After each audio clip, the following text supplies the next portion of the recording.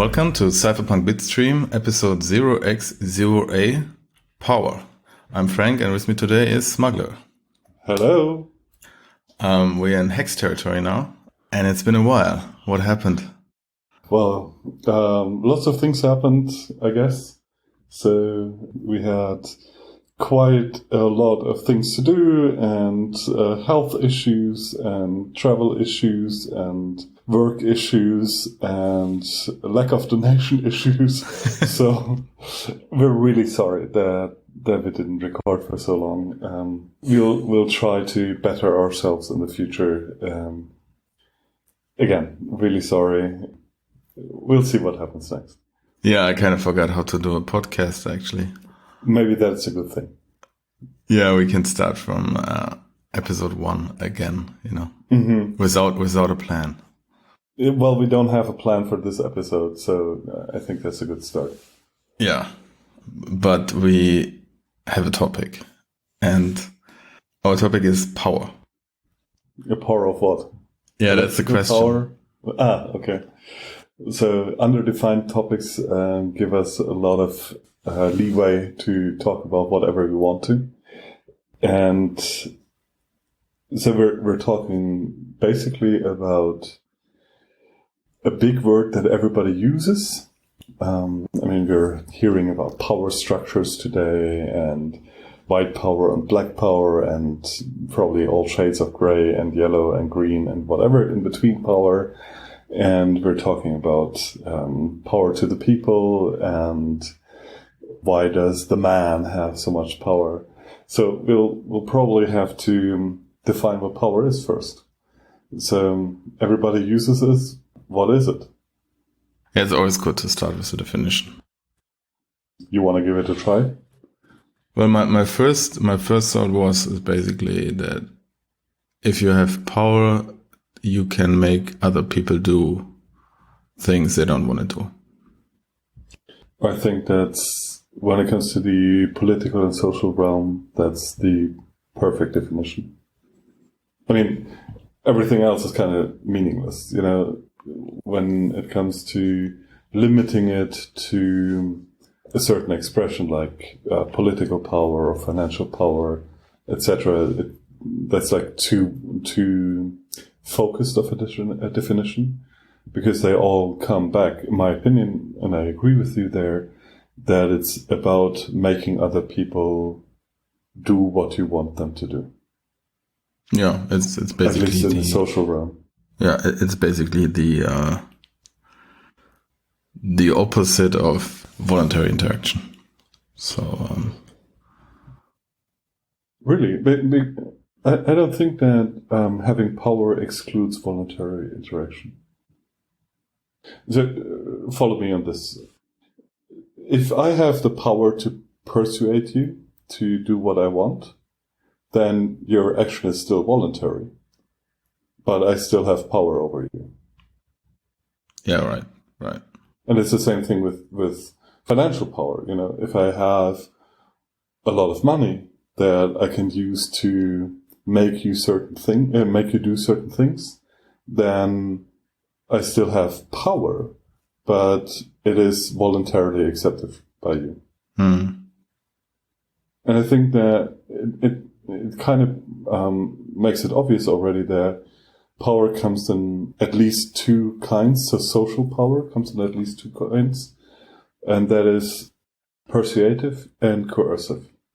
So persuasive would be, I make an offer that you can refuse, but you voluntarily agree to my offer.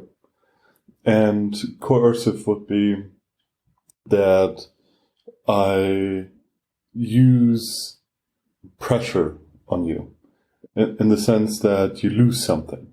So in persuasive, you gain something, and in coercive, you lose something. Though I think that social power is not the only power that matters that much. There are like indirect social powers through technology, for example, or through knowledge. So if I know a lot of things about you, I might be better equipped to persuade you or to coerce you. So there are aspects that give me power over you that are not just financial or not just persuasive and not just coercive. So in a sense, knowledge or control over the environment, etc., can help me establish power versus you. And the two are often combined. The classic take the money or take the bullet offer. Yeah, exactly. That's like the mixture of persuasive and coercive. Yeah. So it's not just that you basically give an upside for accepting the offer. It's not just there is no downside. You also give an upside.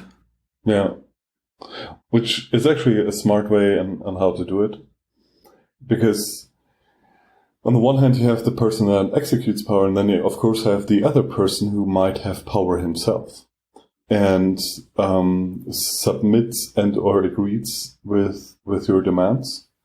And if your demands are wholly negative, so the person only loses in agreeing with you or doing what you want, you of course come into psychological territory where a person might choose to be not very rational in resisting your power. So by giving both a downside for not agreeing and an upside for agreeing is helping a little bit with making the other person an accomplice and not just a suppressed person. Yeah, absolutely. It kind of also draws you in more. Yeah. I think it's probably you can only give the things with just the downside if you have a lot of power. Like, the state usually can kind of pull that one off. True. Now, the question is, of course, who can have power? I mean, we already kind of defined power. Power is the ability to make other people do what you want or make nature do what you want. And technological power sometimes is just about making nature do what you want, building dams or whatever. But in the social context, do people actually have different kinds of power or different levels of power? What do you think? Oh, definitely. I mean, you already touched on a few aspects there. For example, money is one thing which can help you to exert power. So, of course, it's a difference if you have a lot of money or you have no money. I think just like pure physical strength, for example, is a difference, and how much power you have, at least in that realm. There is also just how persuasive you are, which involves, I think, to some extent, just how you look, and also just how good you are in being persuasive. Some people are, the natural salesperson, and others are very bad at selling. So these are examples. Then if you have, let's say, certain positions that come with power, for example, you're a policeman, you can arrest people. I mean, within certain limits, but you have some immediate power that way. That would be some examples that come to my mind.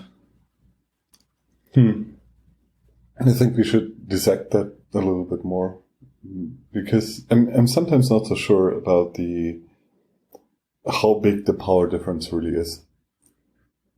Because in the end, what I think is that people, like single people, are not so greatly different from everybody else.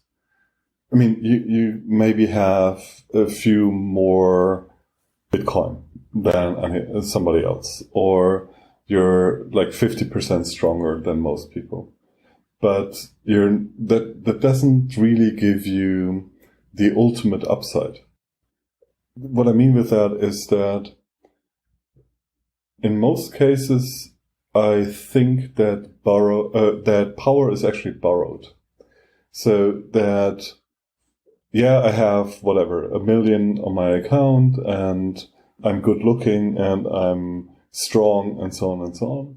But the amount of things that I actually can do, the amount of people that I can interact with, the amount of people that I would be able to threaten or pay off, etc., is relatively limited. So I can't go around and say, I have €1 million and I now convince 5,000 people.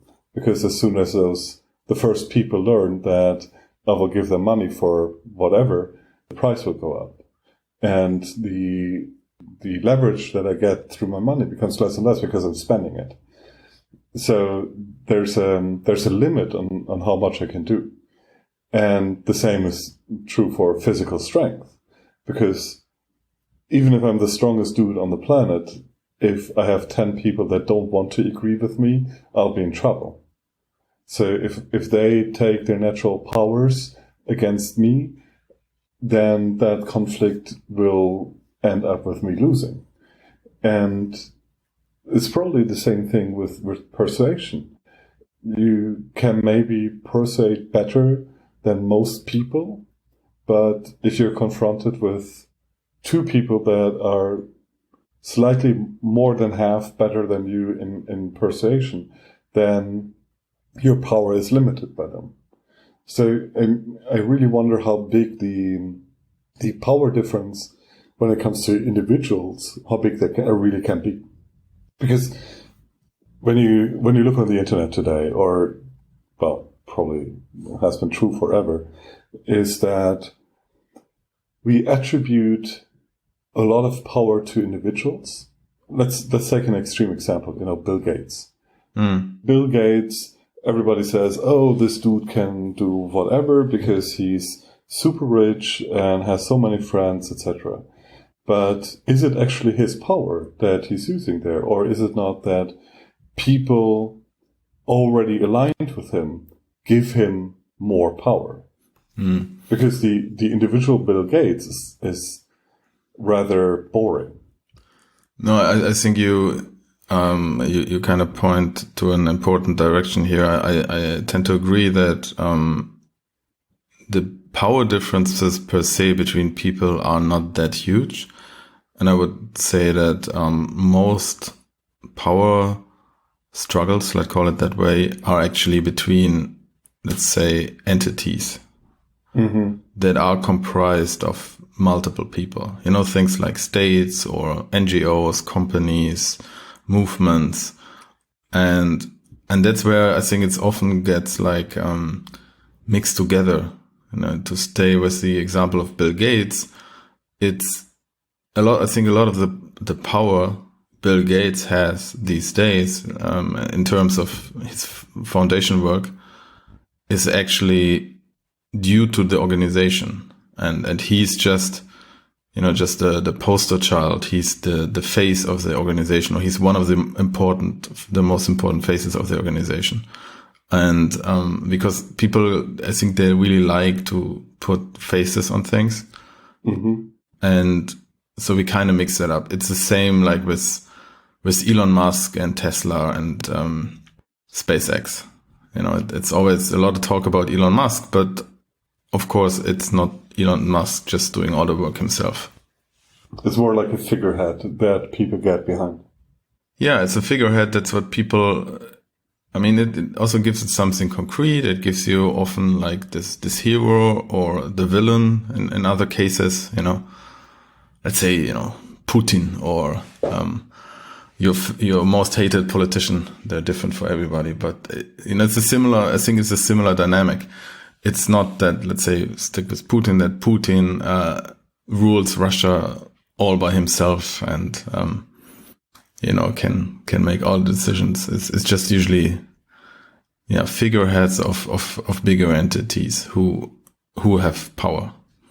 Yeah. Like the entity has the actual power, but I think we tend to mix that with the individual who is the figurehead.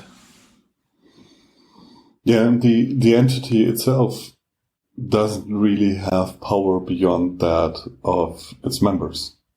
So sure, without people being part of that entity, a corporation, a state or whatever, that entity cannot do anything.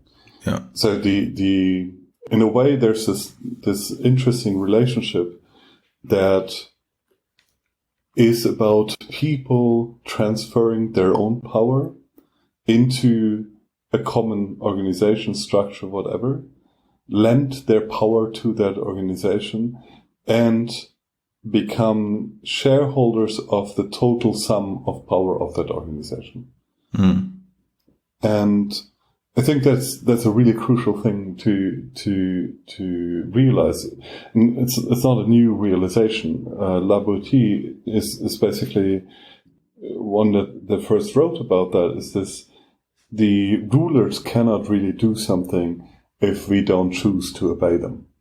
And without the police and without the soldiers, etc., the state is powerless. So it always relies on people on two kinds of people. It relies on people that choose to act on behalf of the ruler, and it relies on the opposition to not exercise their power. And I think that is what politics really is about. Like, has always been, probably, and is especially about that today, is that we have these huge organizations that have been granted power by their members, directly or indirectly, legitimately or not, and that then exercise the total sum of power on people that choose to not use their own power or choose to not organize themselves. And I think this relationship of delegation of powers, accumulating power in structures and organizations, and then together exercising it against third parties, is the foundation for so many struggles that we have today. It's the foundation for states struggling with each other. I mean, the state is, in the end, nothing else but a quasi-abstract object that organizes the delegation of power and the exercise of collective power. And so states struggle, in the end, always by being organization forms that sum up the power of the members. And that is even true for industries. A big corporation will do more or less the same thing. It has a certain delegated power that it can control. Or when it comes to the international system, like UN or etc., those are basically structures that are delegating, structuring power. And of course, they're based on huge collectives. I mean, whatever. You look at Turkey or something, where you have 50,000 soldiers. And those 50,000 soldiers are part of the fundamental power that this entity, Turkey, has. Plus, of course, the weapons, which are the technological side of it. But in the end, it is people that have to pull the trigger, and it's people that have to obey commands. But if those people choose to not give a shit anymore about the structure, then power evaporates quickly. And you see that with every coup d'etat, with every revolution, etc., that people that, like 2 weeks ago, were among the most powerful on the planet, are now on the run because they have nothing left but a few friends with a little bit of power that are going to protect them outside of the reach of their own people. Because, I mean, let's face it, if the Russian people would decide to take down Putin wouldn't survive that, unless he can flee. Or, the Spanish king, or Angela Merkel, or Trump, or whatever. If the structure of power and the people that delegate power to that structure don't agree anymore, you are doomed. Yeah, Oh, I think that it kind of shows that when you look at power, that it's also a lot about the illusion of power.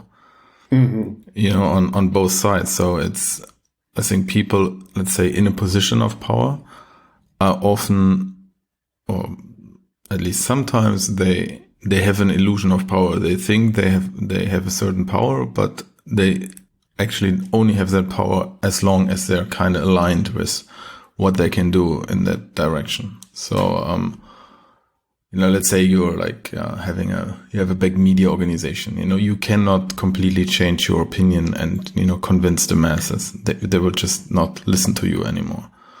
And on the other hand, for the people with less power, I think it's often similar. They tend to overestimate the power that, let's say, the rulers have, you know, and all of them are involved into this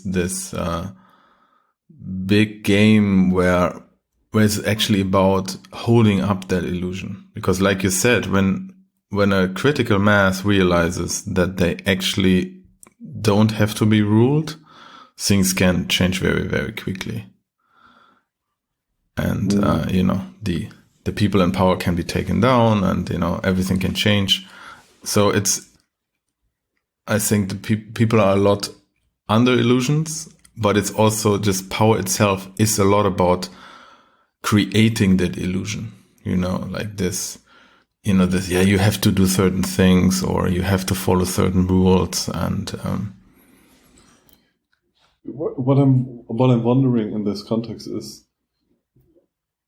so I think there are two aspects. One is the illusion of power, and the other aspect is the powerlessness of powerful people. So what I mean with that is this. So the illusion of power is that a structure has less actual power than often believed. Now, since one of the aspects of power is persuasion, I would question if the illusion of power is actually a real thing. You know, the illusion, the ability to present an illusion is itself a form of power. You know, it's persuasive power. It's the same thing when you walk down the streets and you look all buffed up and armed and whatever. You project this power potential. And as we all know, in most cases, those people that really look dangerous are the ones you take down the easiest. And it's often the quiet shadows that are going to haunt you forever and find you in your sleep. So there's this you know, it's a form of persuasion when you can make people believe that you have power. And that makes it a form of power, because the more people you drag into that illusion, the more people will choose to not exercise their power against you. So it is power, and I think that's like one of those things that media has done to us, like in various forms, be that state churches, or be that CNN, or be that people on Twitter. They continue this game of persuasion again and again and again, because they themselves are part of that power structure. And they use their power of persuasion to keep everybody else from using their power. But I think there's this other aspect, and that is, I think that we often, we look at people like, I don't know, Putin or Trump, as being very, very powerful. And they are, because they have control, at least to a certain extent, over a huge crowd of people that delegated power to them. You know, they're the heads of those structures. But I think that when you're in one of those positions, you quickly find out that maintaining your power is a constant battle for or with those people that realize that you can be replaced. So, which in a way means that people that are believed to be very powerful might actually be far less powerful as individuals than you are, because they have to accommodate for so many more threats. If you're Putin, for example, I mean, it's a stupid example in a way, but if you're Putin, you have probably something like 1,000 people that you depend on to maintain your power. And if you piss enough of them off, you don't have any power at all anymore because you're dead. That's actually what I meant. These are two different things of the illusion of power. Like the first one, what you said is basically persuasion. You give other people the illusion of power, but as a, let's say, powerful person, you're also often under the illusion of power as well. Like you actually don't have that much power, and the not so successful ones might not realize that, and they might, stumble over it at some point. And the big ones, they usually realize that, because otherwise they wouldn't stay in that position for so long. But like you said, it means that they don't have as much power as the outsiders looking at them think they have. So essentially, they're rulers that have the illusion of power, and they overstep. And then there are the rulers that are aware of how dependent and limited their power is, and they maintain. Yeah, exactly. So, for example, let's say you 101. That's Machiavelli 101. Yeah, but let's say, you one ruler, you whatever, Trump, Putin. It would be easy to think that they could do certain things, but like you said, they're embedded in some power structure, and that power structure has certain, that structure giving them the power has certain values. So they couldn't really suddenly change their mind and say, oh, by the way, now I'm totally for the opposite cause. Even if they would, change their personal beliefs and think, okay, no, it's not A anymore, B is the right thing to do. They couldn't really push that through in the organization they are in. Which is one of the reasons, I guess, why structures with replaceable leaders tend to be more stable.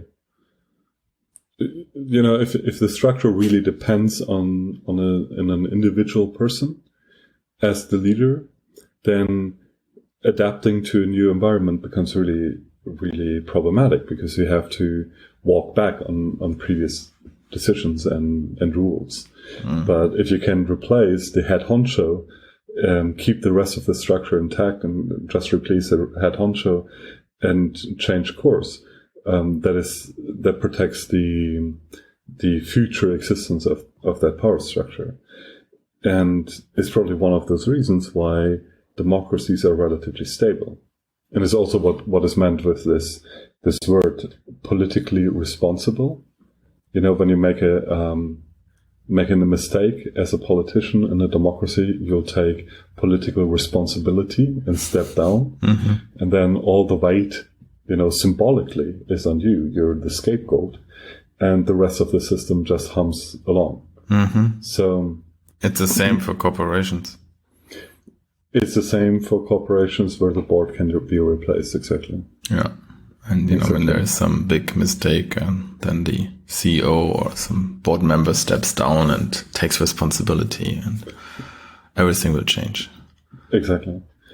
But then opens an interesting avenue of exploration, because when you look at a lot of these structures, you have these head honchos, be it like ministers, secretaries, whatever. Head honchos. Head honchos. I like head honchos. Don't give them too much credit, because I actually think that in most cases they're. I wouldn't say they're facade, but because of the structural limits of their actions and the ability to replace them, that's like one of the things that makes them much less than they often appear. They're like lightning rods. In a way, a lot of politicians are nothing else but lightning rods. Because No, hear me out. Yeah. Because of following. What can a politician actually do with the state? So let's look at Angela Merkel. We bashed Trump and Putin enough. So let's look at Angela Merkel. Let's Angela Merkel, bash in our hometown.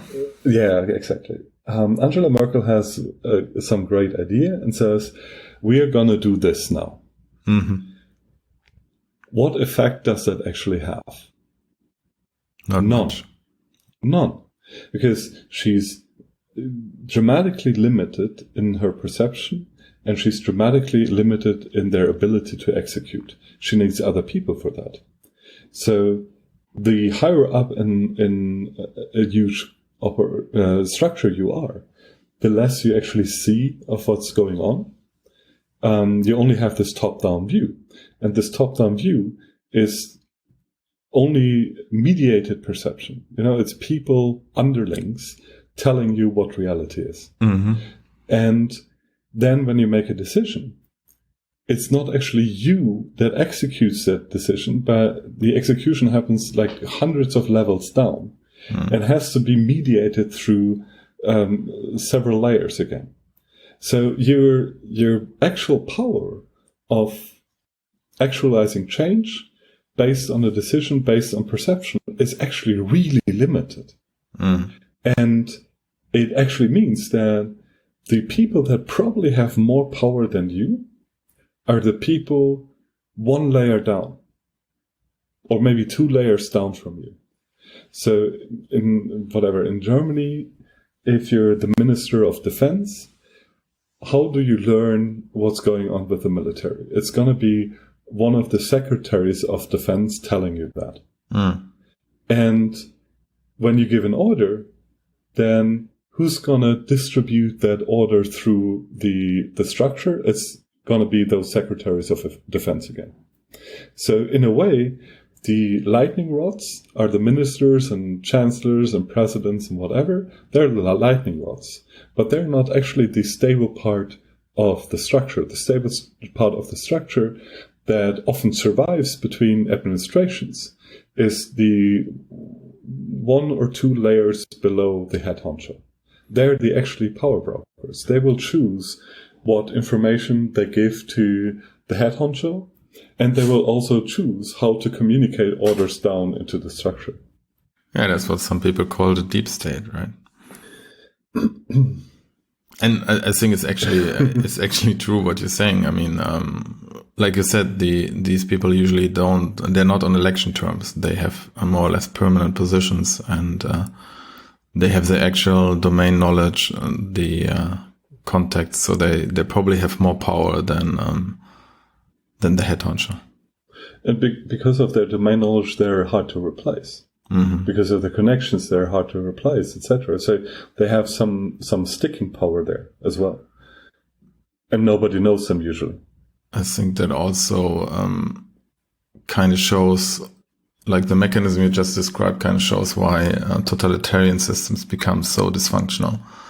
Because the head honcho has to exert a lot of, threats and power and internal splitting factions to, play them against each other, which then usually leads to, because you rule so much by the threat of force that your underlings are in fear.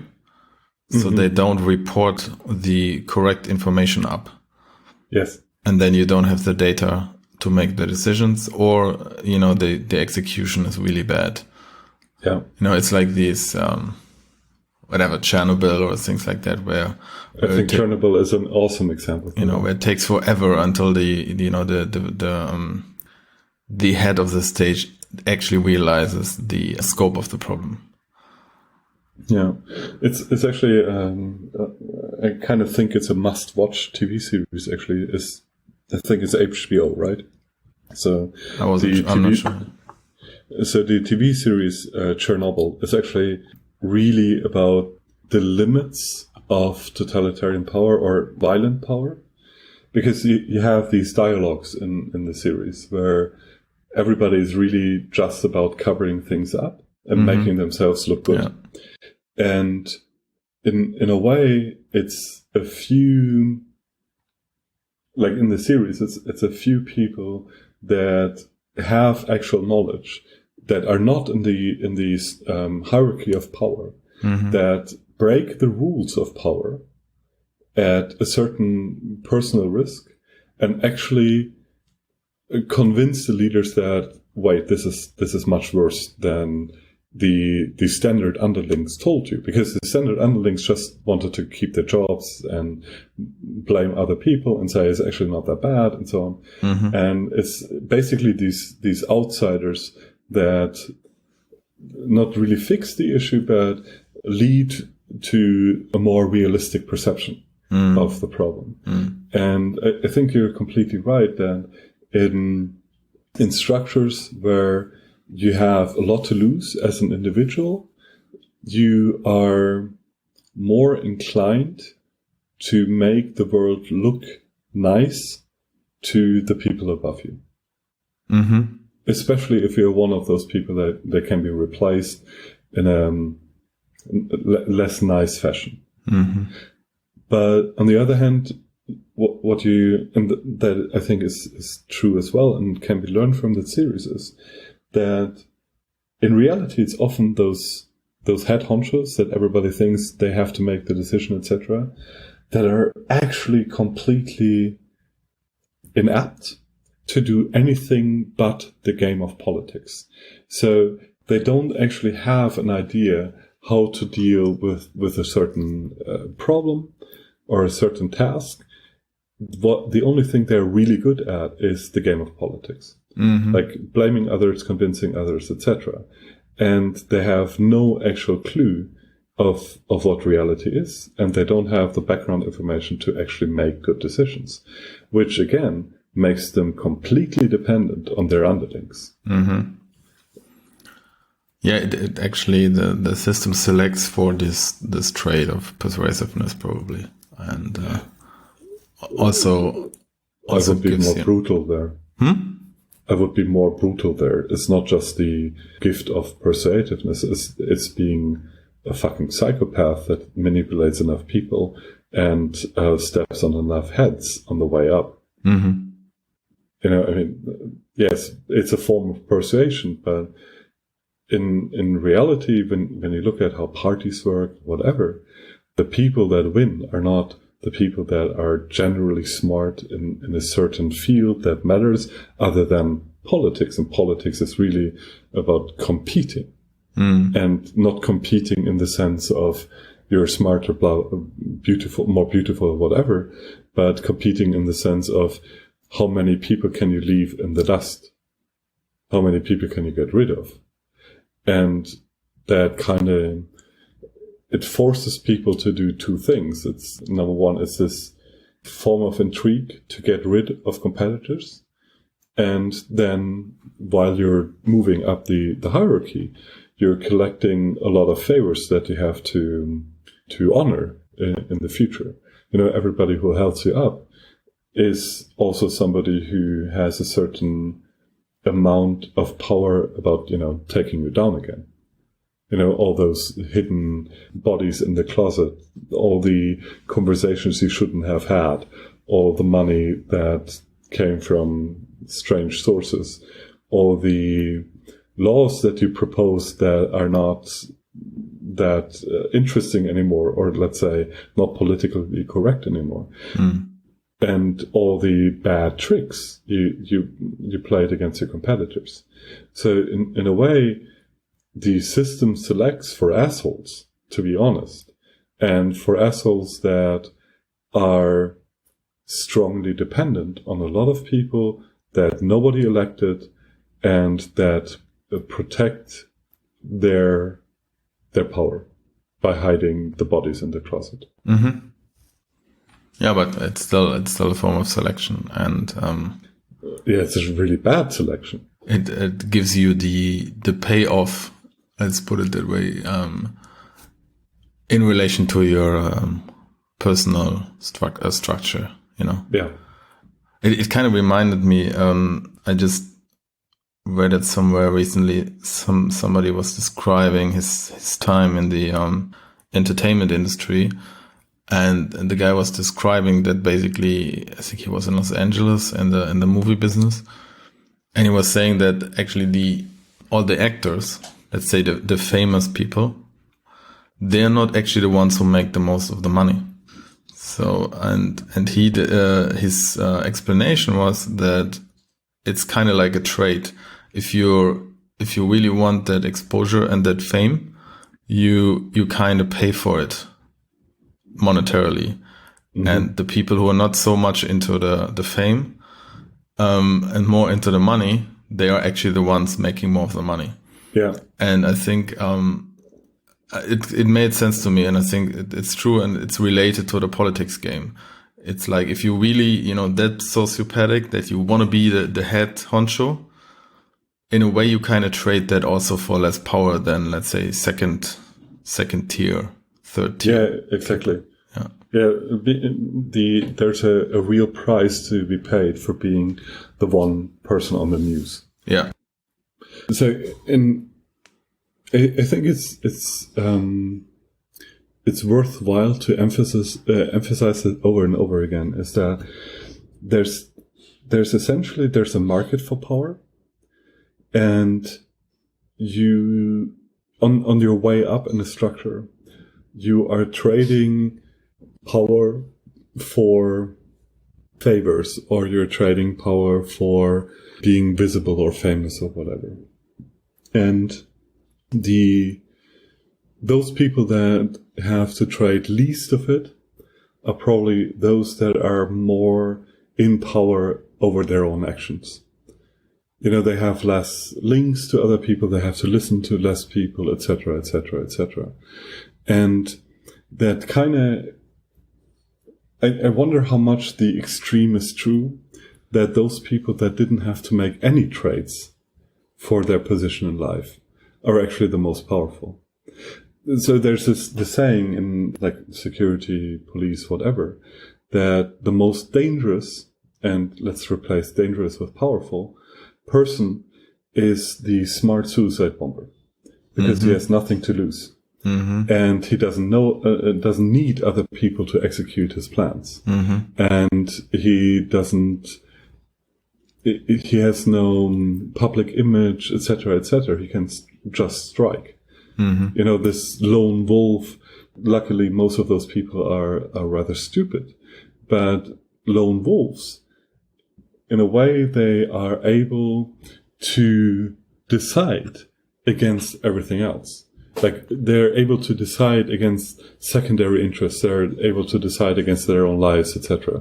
They don't have a family. They don't have relationships, etc. And that gives them perfect freedom to act. So in a way, I think that shows that there's this extreme. On the one hand, you have people that have power delegated to them, mm-hmm. that can do certain things, and that are really tied into that power relationship. They're really dependent on that. So they have much less freedom to act. And then you have those people that did not have to trade anything, and because of that are ultimately free to do whatever they want. Mm. And because in the end, it's us that decide how much we want to be persuaded or how much we want to be coerced. You're not going to threaten a suicide bomber with death. Mm. So coercion is relatively limited in that field. And you're not going to persuade a complete fanatic.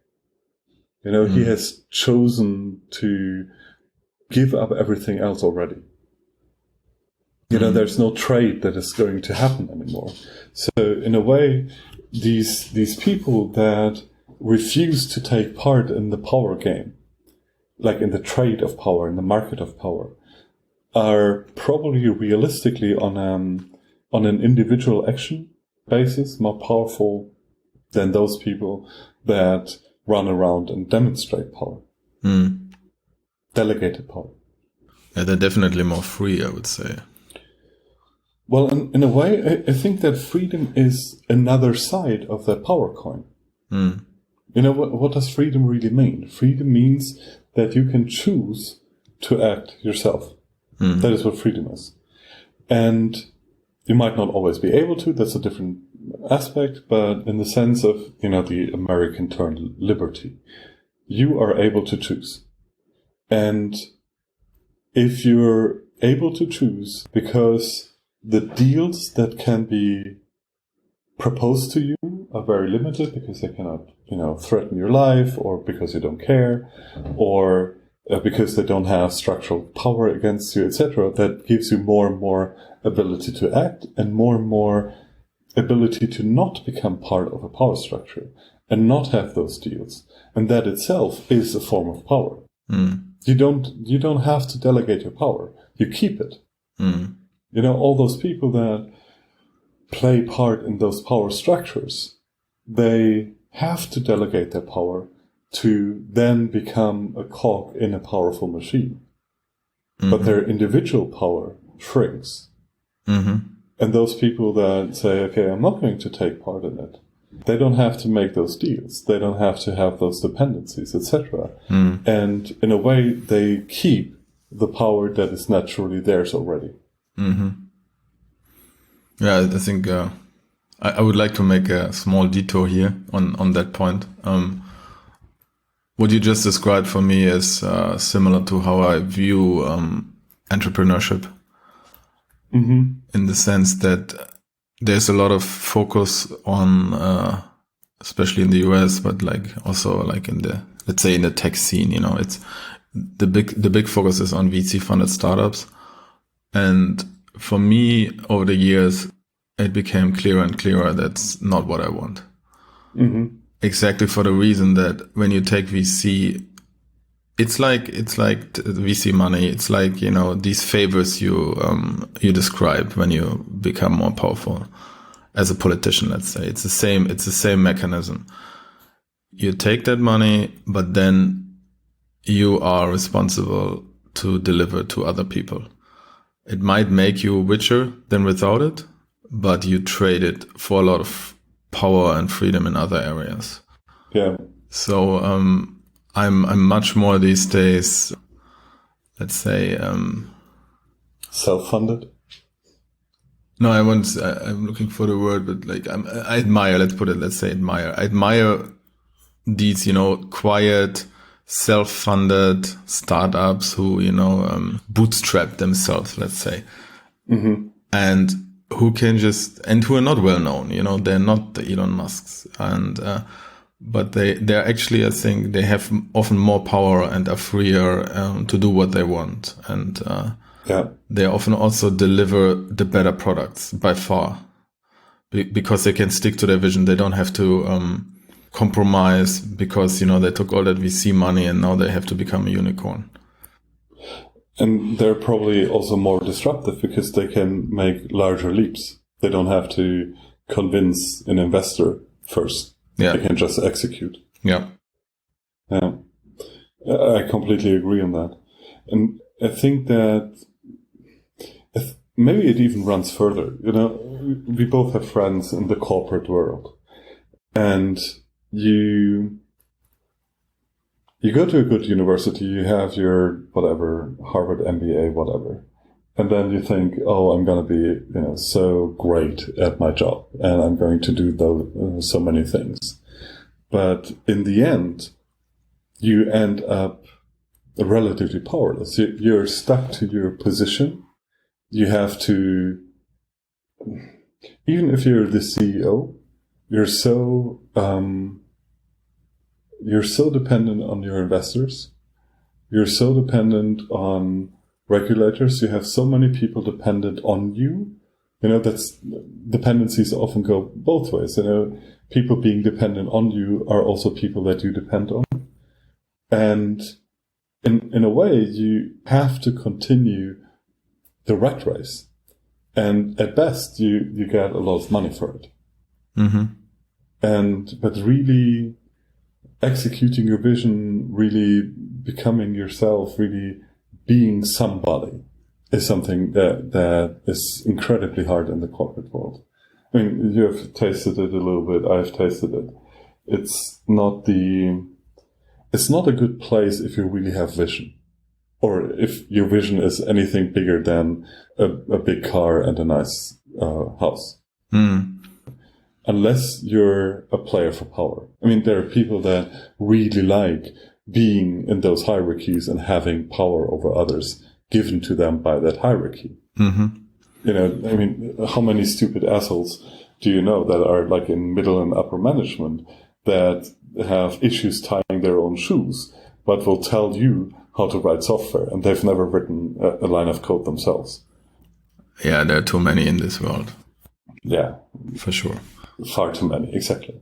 So, yeah. Yeah, they I mean, like what you said, they continually have to motivate the troops, right? To stay in that position of a, let's say, upper level manager. You that's what you have to do. Motivate the troops to fight the war. Yeah. A war that is often without any vision and whatever. So your motivating factors are often just economic ones. There are very few cases of people that can really transport a vision down and say, we as a company have a great vision that you can get behind. You know, that's often only true for the first couple of years. And then it dies out because you have to maintain the structure, you have to maintain the institution, etc. And then sooner or later, you become a self-serving machine, all of the company. Yeah, I find that really interesting in software to see that the projects I admire the most are usually, they're not even from companies. You know, it's because then you also take out the whole money component, and people, of course, they have to make money somehow, but it's often incredible what they can produce with how little money, and compared to what companies spend on stuff, and how shitty that is in comparison. Yeah. Because then they, like you said about, in a sense, like about the lone wolf thing, you know, when you somehow make enough money, let's say, even if it's through donation, but I think it's often this combination of the people, you know, they get some donations or get some money somehow, and also don't really need that much because they don't care. And that really makes them just like be uncompromising, and often produces really good results, and probably gives them more power than others. Yeah, and I have to think about a lot of the richer people that I know, and about the question of how much power do you get through money. And I mean, I'm in the security business, which means that I'm mostly meeting people where they're afraid, or at least concerned. And I don't know many people that are genuinely rich that are actually free. So the more money you have, and the more people know that you have money, the more there are people with their natural power trying to get your money. And the more public influence you have, there are more and more people that you pissed off.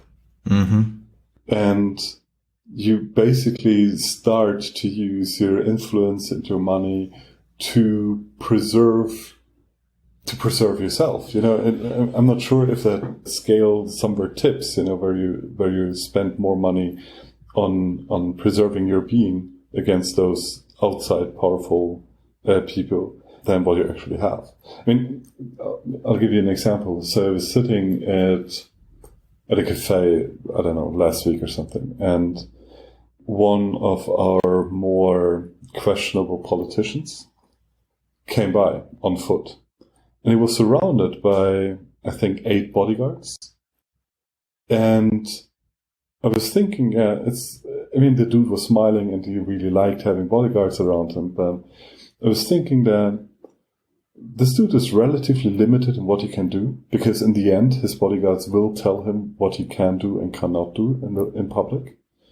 And it's also, okay, he's a politician, taxpayers pay for it, but having to run around with bodyguards because you know that a shitload of people hate you, that's not really a position of freedom. And it's not really a position of power. It's a position of being really dependent on those 6 people that maybe protect you with their lives, and maybe not.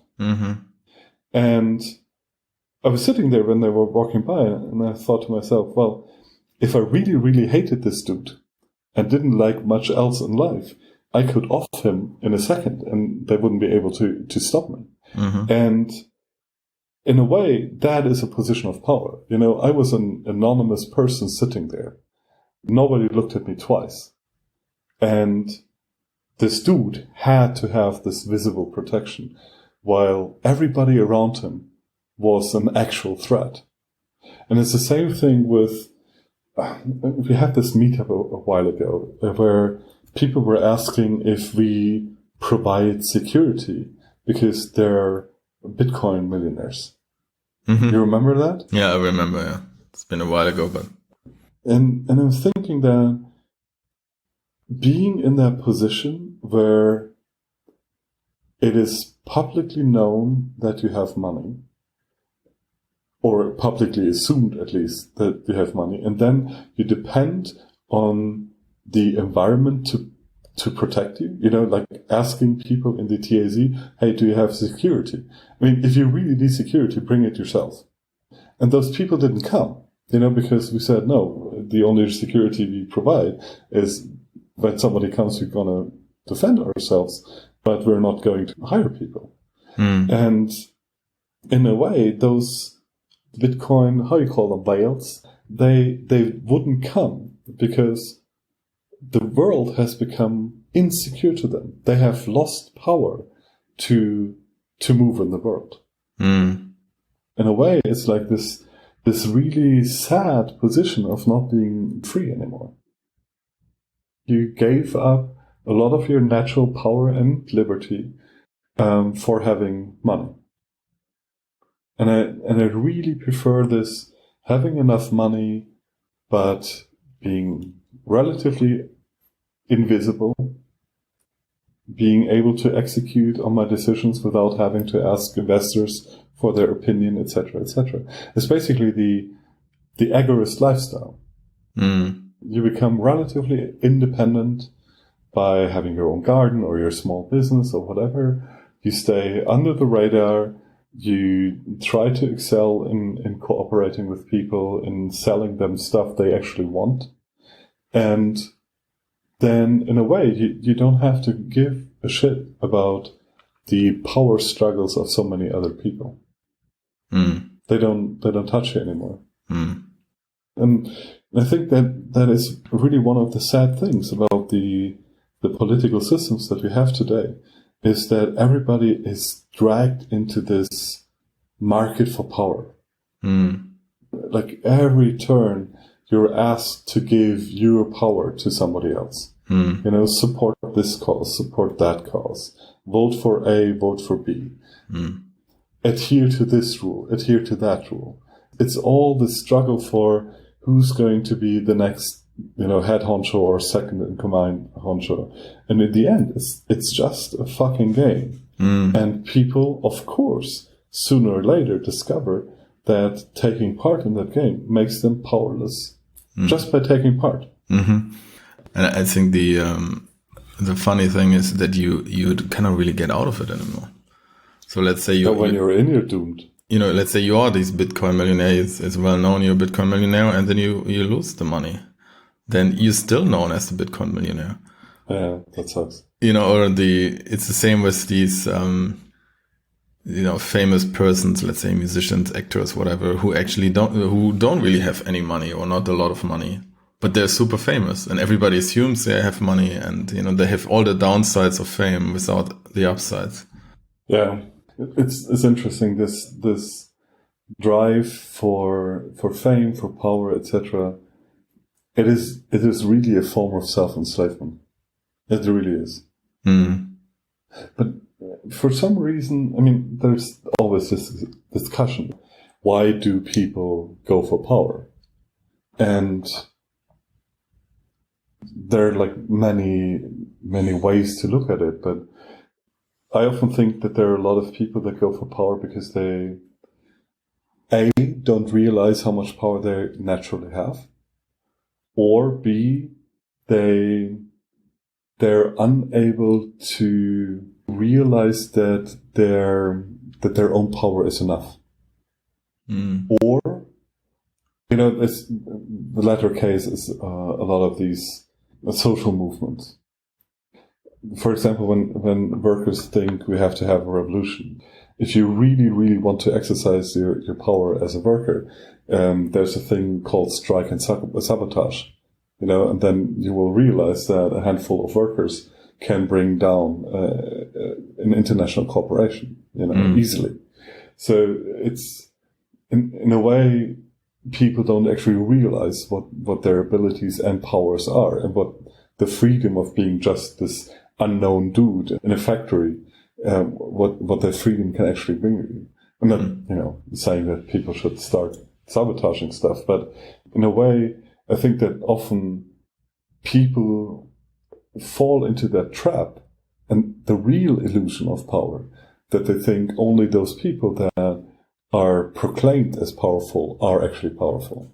And then they try to compete about those positions, which is nothing else but dragging people into a system where they lose their power. Interesting thought. I'm wondering if this is somehow some evolutionary instinct gone wrong in the modern world. In the sense that, let's say you're in like some tribe, and I can see there that having a position of relative power or relative status in like a small group is actually beneficial for you. So I would assume we have this instinct built in to compete for that. I mean, it's probably the same as with politicians. You don't necessarily want to be the absolute alpha dog there, but you definitely also don't want to be the lowest on the rank. So like some healthy upper middle layer is probably what you want for sure. But then maybe that just got kind of twisted in the modern society that, like you said, there are often positions of power and freedom which have the actual, power and freedom, which do not look like that from the outside. And a lot of people get dragged into competing for these very visible positions of power, which don't necessarily get them what they want. I think it's far worse than that. I think it's a conspiracy. No, seriously. Please elaborate. So if you look at institutions have this tendency to kind of behave like living organisms. They have, expansion, self-preservation, etc. And I really think that the bigger our political systems or economic systems or whatever become, the bigger the groups, the institutions in those systems become. And the bigger an institution is, the more it expresses those self-preservation and growth tendencies. So I actually think that it is something like a self-preserving system. The whole talk about who has which power and what are real positions of power, etc., are just lies to get people into the institutions and neutralize them. Neutralize the people. Neutralize the people. But having them being involved in the game. Or... Exactly. And that way, they do not question, undermine, or maybe even abolish the institutions. I mean, we see that a lot so right now we're in a very interesting time, because we're waiting for a phase shift between an old system and a new system. And in what sense? Well, on a political level, globalization, digitalization, etc., are becoming big enough that they question the political systems both on a national and international level. Mm-hmm. Okay. And there's a certain fluidity to capital, whatever, that questions the viability of corporations and stuff like that. So there's a changed environment in which the old institutions are not a great fit anymore. And where there's a certain tension between the environment and the existing structure that must either lead to the environment to change, or it must lead to the institutions to change. And what you can see today is that all of the old institutions are, of course, doing nothing else but claiming that they are the solution for the tension. While they're actually like an enormous part of the problem. And that's the self-preservation aspect at play. That's the self-preservation aspect. And whenever you have those moments, those institutions try to get more and more and more people into them. Politics becomes bigger today. So when you look back, I don't know, 20, 30 years, politics was much less part of the life of the normal person than it is today.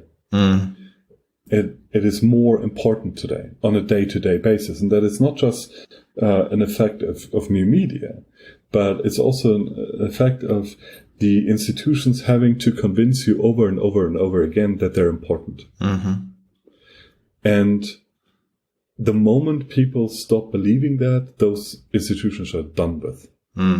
So you really have, as an institution, you have to market this, you have to market yourself. You have to tell everybody, hey, you only have power if you're part of the system.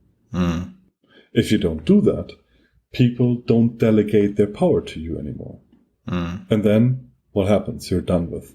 I mean, in a way, think about how many people take part in elections these days, and how many what percentage of the vote of the electorate actually goes to a head of state or the leading party.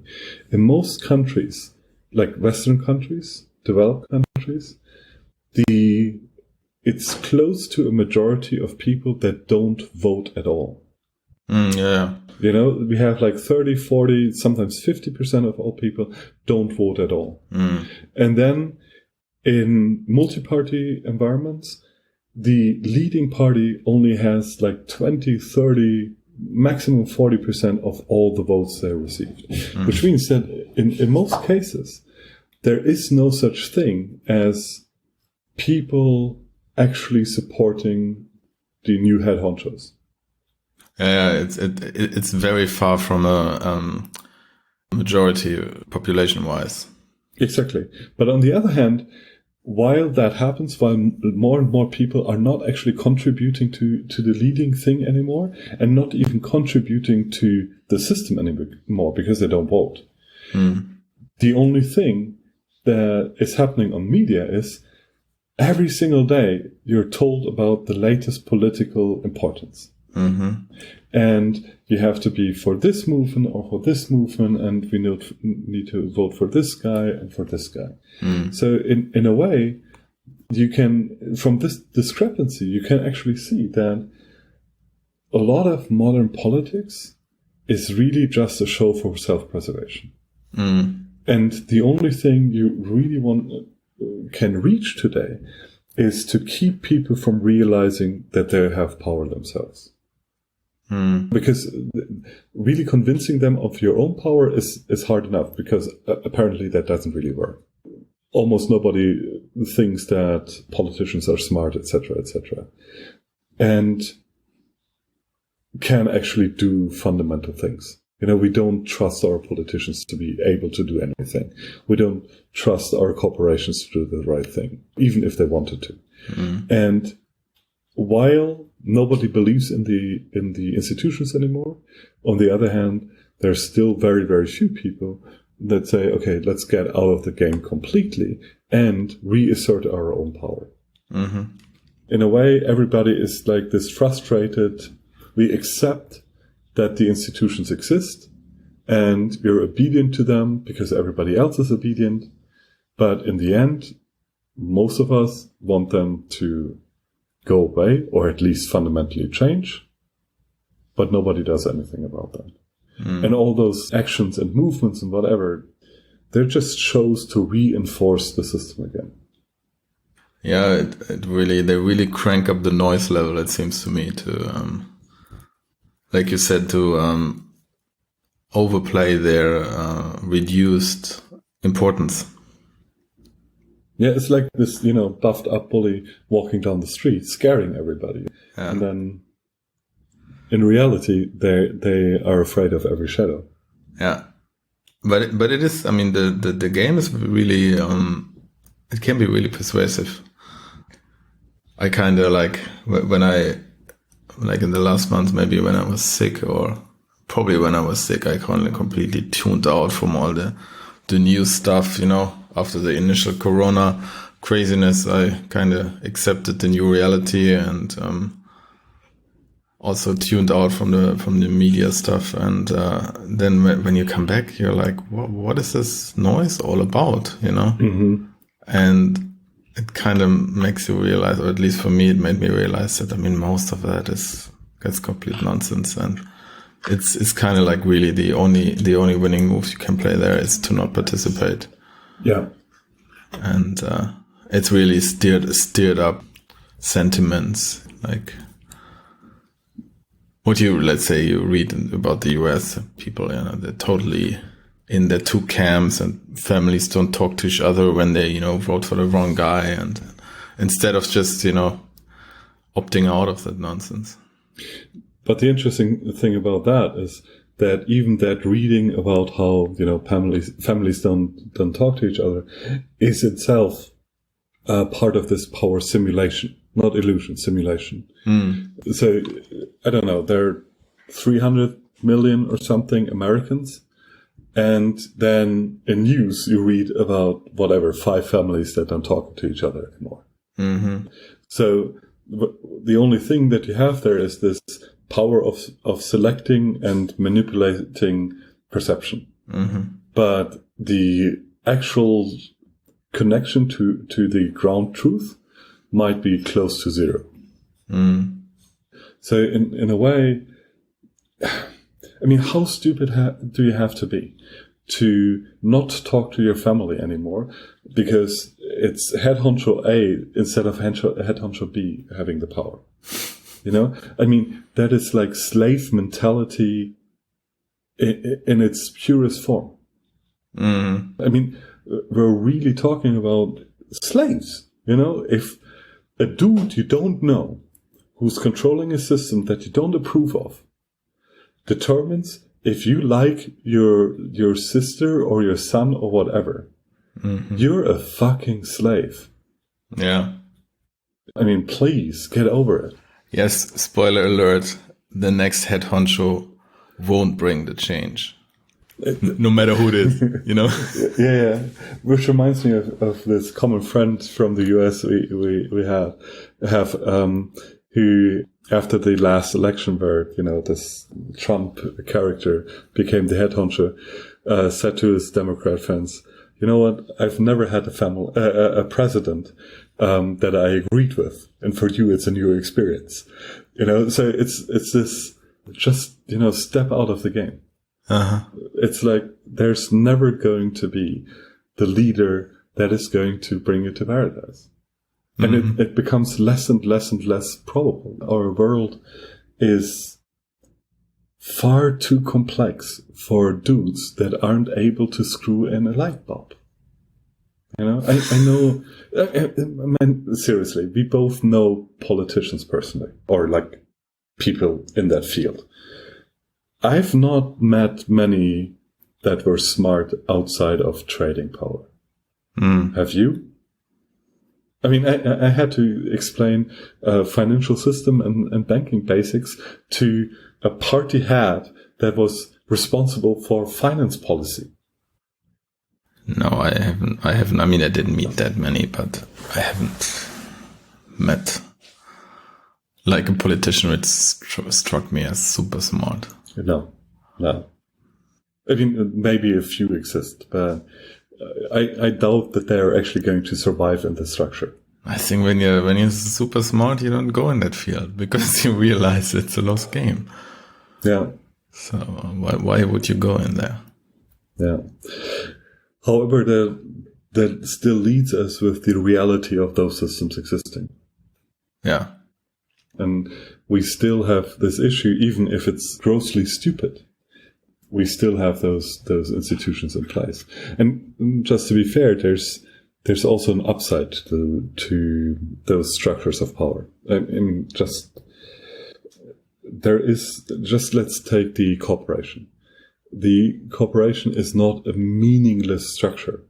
It has upsides to it. You know, your ability to coordinate in an organization is much higher. And sometimes the delegation of power and decisions makes things more efficient, to a certain degree. So it's not that every power structure by itself needs to be bullshit.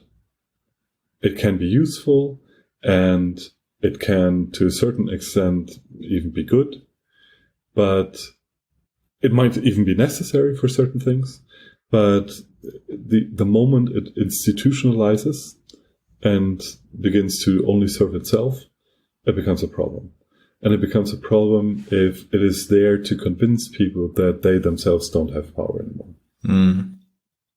So I think that has to be said, because otherwise even the good institutions will burn one day. So you don't want to abolish the family? I don't want to abolish the family. Yeah. No. I was just kidding. But there's some families I would like to abolish, but in general, it's the political more ones, useful. Yeah, the political ones. I mean, all those systems that betray you when it comes to power. That claim that for some reason they have a greater right to your power than you yourself. Those are the systems that should go away. Yeah, I agree that there is definitely some room for, let's put it like, structures of power, if they have the right size, and also if they are based on more voluntary association, I would call it. Or at least have a great exit option. Yeah. Yeah. And I think that's often also the struggle. You can see that a lot about what the power structure state does to destroy the power structure family. Yeah. Because it wants that your loyalties go to the state and not to your family. I mean, you can see that in public schooling and a lot of things that actually work in exactly that direction. Plus, there's, of course, a competition about who's more powerful. When you have two institutions and they play the power game, then, of course, they compete over the total amount of delegated power they have. And which is kind of fascinating, because there's this aspect to power that power to others is really only known if it's exercised. How do you know that a person is very powerful? Of course, there are certain signals that you can have, or other people saying, oh, he's very powerful. But in the end, you only really know it when this power is exercised. That is why states have maneuver warfare, or maneuvers, not warfare, but maneuvers, where you show your military strength. Or that is why you have sanctions. Sanctions are a way of low intensity power demonstration. Or that is why you have international football leagues. So it's true. If you're a rich or big country, the probability of you having 11 very good players is much higher than for a small or poor country. So because the rich countries, they buy the players from the poor countries. Exactly. And the big countries have more people to select from. So in a way, it's the old Roman games idea. On the one hand, you pacify the masses and get them all nationalistically riled up, or patriotically riled up. but it's also an actual demonstration of who you are. And that is one of the reasons why, for example, in football, the number of countries that come ahead at the World Cup is relatively limited. It's always a selection of a very few countries that have specialized in that specific competition. So, but in a way, this having to demonstrate power is also what creates a lot of the issues of power. You know, so I mean, the need to demonstrate power in the most extreme is war. That's when everything else failed, we'll have war. And in the end, war is the ultimate demonstration of coercive power. That is what it's about. And if you win a war, then everybody knows that when the war started, you were very, very powerful. And depending on how the war went, they will see, oh yeah, okay, we should not mess with this big dude. So in a way, to really have power, you have to abuse it in a certain way. You have to demonstrate it. And it's the same thing in corporate structures. You have to degrade and fire and whatever certain people to demonstrate your power, because otherwise you lose it. And the ultimate thing when you look at the state versus the citizen, the state is actually forced to create new regulations and piss off people, etc., to demonstrate that it's still relevant. So in a way, the political power structure is forced to create new rules, is forced to put people into jail, etc., to uphold this belief of everybody else that the state is powerful. Which, interesting, over enough iterations, of course, leads to this issue that the state as an institution accumulates a lot of baggage of previous power demonstrations.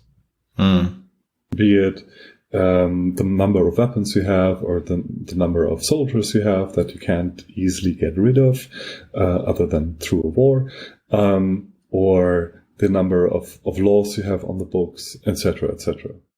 So in a way, you have to always exercise your power, and this power exercise leads to a certain form of calcification. Because you think it's not as good as a demonstration of power to get rid of a rule. It's always better to introduce a new one. Exactly, because getting rid of a rule gives people their power back, which means that you yourself, or like the institution, loses power. And that is this issue with people that are actual statists, that believe in the state as the solution for everything. They are constantly forced to have the state deal with new things, because they have to demonstrate that their system is great and that they have power. And that is why they intrude into every bullshit area of life. What kind of milk you can sell, or even the complexity of the tax system. It's economically, it would make a lot of sense if tax systems were very simple. But the complexity of the tax system demonstrates every taxpayer that he has to spend a lot of time for you. He's shown that there's power over him. I think there's another reason. Just a small detour. I recently realized that. So if you look at mobile phone providers, especially not the prepaid ones, but the subscription ones, and you try to compare them, you realize it's really hard to compare them. Yes. So they make it on purpose that it's hard to compare them. Yes. And I think tax systems are in a way similar. So it's on purpose really hard to compare the tax systems of different countries. It's like comparing mobile phone providers, because they don't want to show you directly, what's actually the better deal. There are always like so many variables involved that it's really hard to bring it down to a number. It's like, oh, if I would move to this country, I would pay that much tax. It's really not that easy. The question is if that really has to do with them demonstrating it to the people or to other countries. So if you... Both, I would say. There's probably attributing too much smartness to those systems because they're grown over generations, right? Mm. And I think the issue of comparison comes, number one, from different traditions and different histories, etc. But I also think it comes from this. There's this aspect is called I think concealment, where if you have competing parties, they don't want to be comparable or understandable by the other party. Mm. And it makes sense in international regulations or international relations. If country A doesn't really have a comparable tax system to country B, then those two countries cannot be regulated on the international realm together. Mm.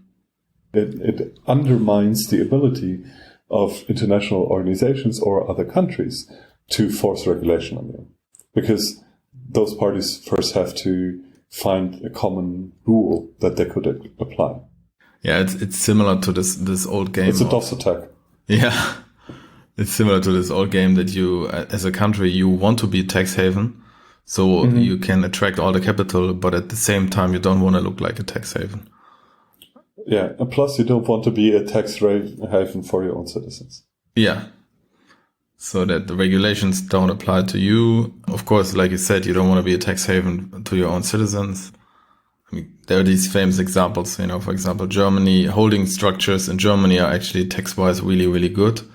Although Germany's taxes are incredibly high, and it's also the US is a pretty good tax haven for non-US citizens. Yeah. And funnily, it's those countries like the US and Germany that are really, really big in the anti-tax haven propaganda. Yeah, because they're the biggest providers. They don't want competition. They want to protect their market. Exactly. Another example of how power is often just a lie and built on lies. In what sense? Well, you have those NGOs and whatever that are for tax, how it's called, tax justice or something like that. Tax justice. No. I think that's actually one of the names of the NGOs. Really? And so they're riling against, third world countries like Panama or whatever, and really make them look bad and everything. And those NGOs are sponsored by those very transparent non-tax haven countries like Germany and the US. And in the end, they're just an anti-competitive instrument. That's funny. And they try to organize individual power into this fight against tax havens, which is just about keeping capital in existing power structures. It's another one of these lies of power. Well, it's always good to, exercise power while looking good. Yes. So if you can pull that one off, even better. And I think that's actually one of the reasons why so many NGOs are formed these days. It seems to be the biggest hobby of every state and every influential person and rich person and company and whatever to set up a new NGO. To play on the give up power to us and follow our agenda and let's change the world together. And in reality, it's just this... I would like to say show business for ugly people, but it's basically... It's a form of entertainment for people that actually believe in that shit. But I think there's another aspect to NGOs that shouldn't be forgotten, and that is this whole aspect that, of course, power structures change in their kind. So, example, 200 years ago, most power structures were kept at the state level. You had sovereignty, etc. And most power structures, with very few exceptions, like the Catholic Church, were territorial. And I think what has been happening since the end of Second World War is that we have more and more of those supranational power structures. UN is just one of many examples. And I think that in the beginning, a lot of these new supranational power structures were created by states to deal with interstate issues. But I think what's been happening for the last, 30 years maybe, is that there's a new origin story to transnational power structures. There's this NGO level. So basically power structures that are mostly on the persuasion level and that use media, etc., to push their agenda, and that use persuasion versus states to push their agenda. So what I mean with a classical example for that is the financial regulation aspect. So with capital flows becoming more and more international, banks being more and more connected to each other, what is happening that a lot of those socialist, anti-money laundering, anti-tax haven, whatever organizations actually bring themselves into a position where they can persuade both the public and states that for some reason they're a good place to anchor regulation to. So, for example, stuff like FATF or Thomson Reuters, etc. So there are these organizations, some of them are companies, some of them NGOs, that basically create regulation on a transnational level because they persuade states and industry into the often false belief that they're a good entity to put power in. So one of these examples, I kind of find it fascinating. We have this whole anti-money laundering shit, and I've said it a million times. I can remember the day when my friends and whatever, my father, etc., would travel to Switzerland with a case full of money. And it was a normal thing. And you would have a cash pay limit that was non-existent or very, very high. Let's not talk about 10,000 euros these days. It was like you could pay a house in cash, a big house. And nobody would think twice about that. And then through politics and, of course, stuff like favorable events, like financial crisis, 9/11, etc., the whole money laundering, tax evasion, terrorist finance becomes so much more important to people. It's not that it's a bigger problem these days. It's just that more people look at it, and people make money by presenting themselves as the regulators. So, for example, you have companies like Thomson Reuters that operate one of those blacklist services. So it's basically a database that you can subscribe to, and as a bank.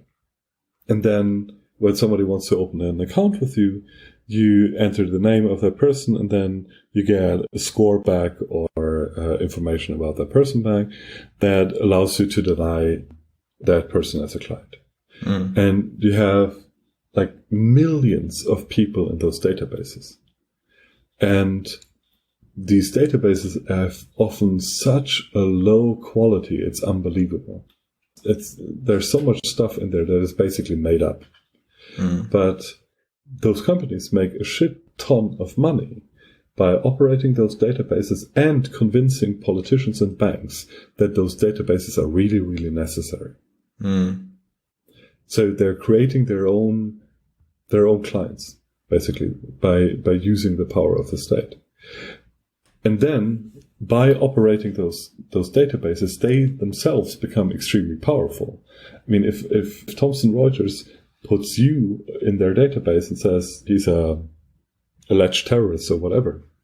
You're not going to get a bank account from any bank that is subscribing to that database.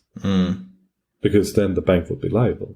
And you have the same thing when it comes to countries. That is where, for example, the FATF is so problematic, because it's a private organization of people that really think that they should have the power to say which countries are good when it comes to money laundering and tax evasion and which aren't. And it's neither Germany, nor France, nor the UK, nor the US that is on the FATF blacklist. Even though most money is laundered there and most terrorism finance goes through those countries. Instead, it is those small countries that haven't given up their sovereignty yet. You put them on the list.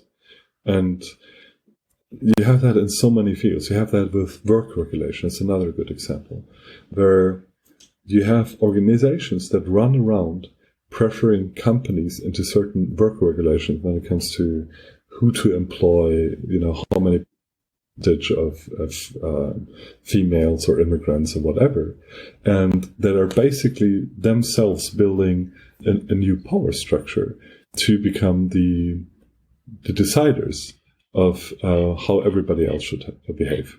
And that is, I think, a really dangerous trend that has developed over the last, 30 years, 40 years, maybe. It's similar also to the rating agency would be an example too, right? Super example. Like when a rating agency lowers a country to junk level, they're in big trouble. Exactly. And it's the same mechanism that basically these non-state rating agencies became embedded into regulations. For example, let's say your pension fund, can only invest into, investment grade securities and stuff like that. Yeah. It shows how power structures can be abused by other power structures.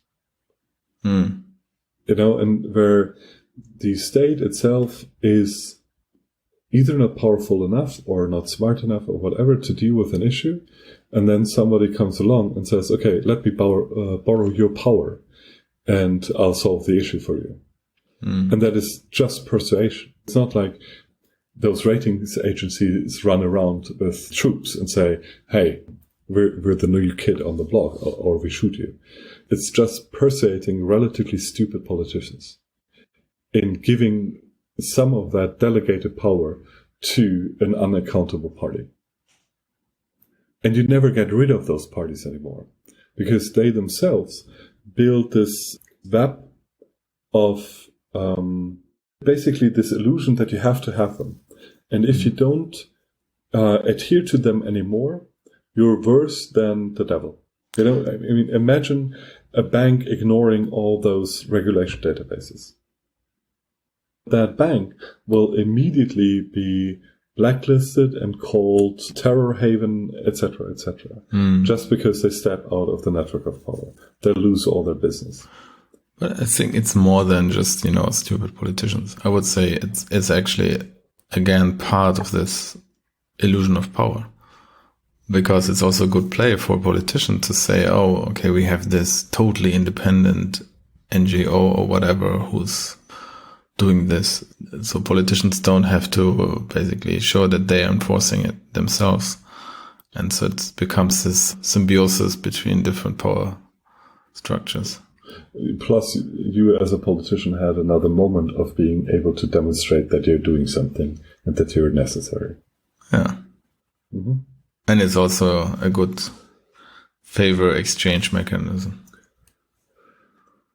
As it so often goes, that there's this revolving door between those institutions and politics. Yeah, exactly. And it's like the public contracts game. 1 year you judge the contract, like you decide who gets the contract. The next year you apply for the contract yourself, and it's all the same people. Yeah. Anything else you want to say about power other than people take your power back? No, take your power back, or just, don't fall for the illusion. Don't play Play the game you don't have to play. Don't play. Get your sanity back. It's not, life is not and just keep it. Yeah, life is not just on Twitter. Speaking of Twitter, we had quite a number of people that had questions for this episode. Yeah, should we maybe do the donation report first and then? No. Let's do this first. Okay, because it's a topic related. So we had a lot of people on Twitter that had questions concerning power. And this time we're actually going to read and attribute those questions and try to answer them. And we're starting from the top. Harry Halpin is writing, I would like an analysis of technical versus social power. Are they the same? And a reappraisal of the Cypherpunk slogan, privacy for the powerless, transparency for the powerful.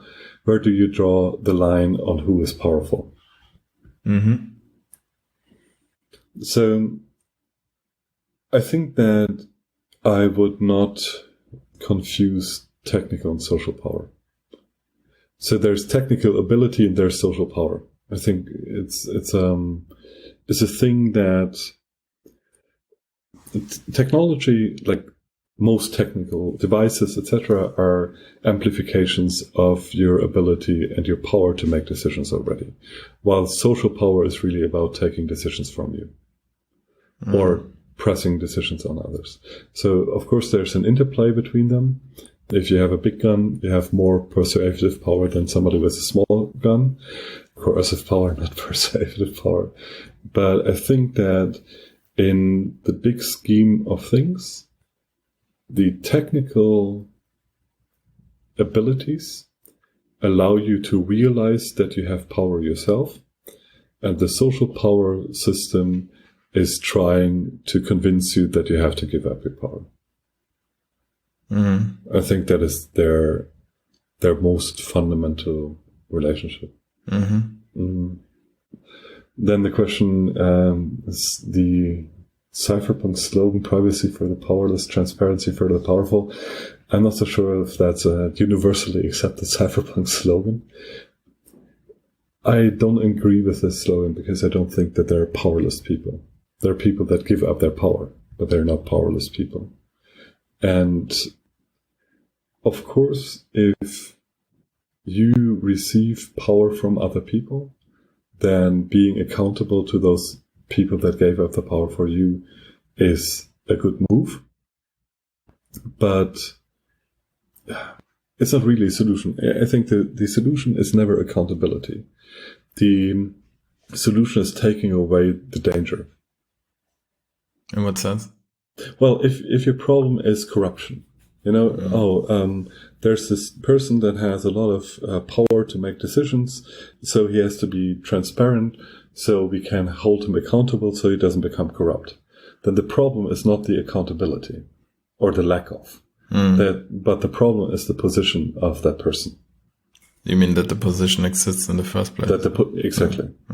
So, in a way, I would rather say remove power, not add accountability. Because accountability can so easily become another game to convince people that everything is fine with giving up your power. I think this line is a false dichotomy in a sense. I think you cannot really draw the line. It's either you for privacy, you're improving privacy, or you're fighting for transparency. And I would always try to improve privacy. So I think in a sense that is kind of like a false dichotomy, or this putting up the wrong fight. Like you said, it's not about making the organizations more transparent. It's about not having them. Yeah. And plus, I think this line is actually a trap because it creates a new power structure.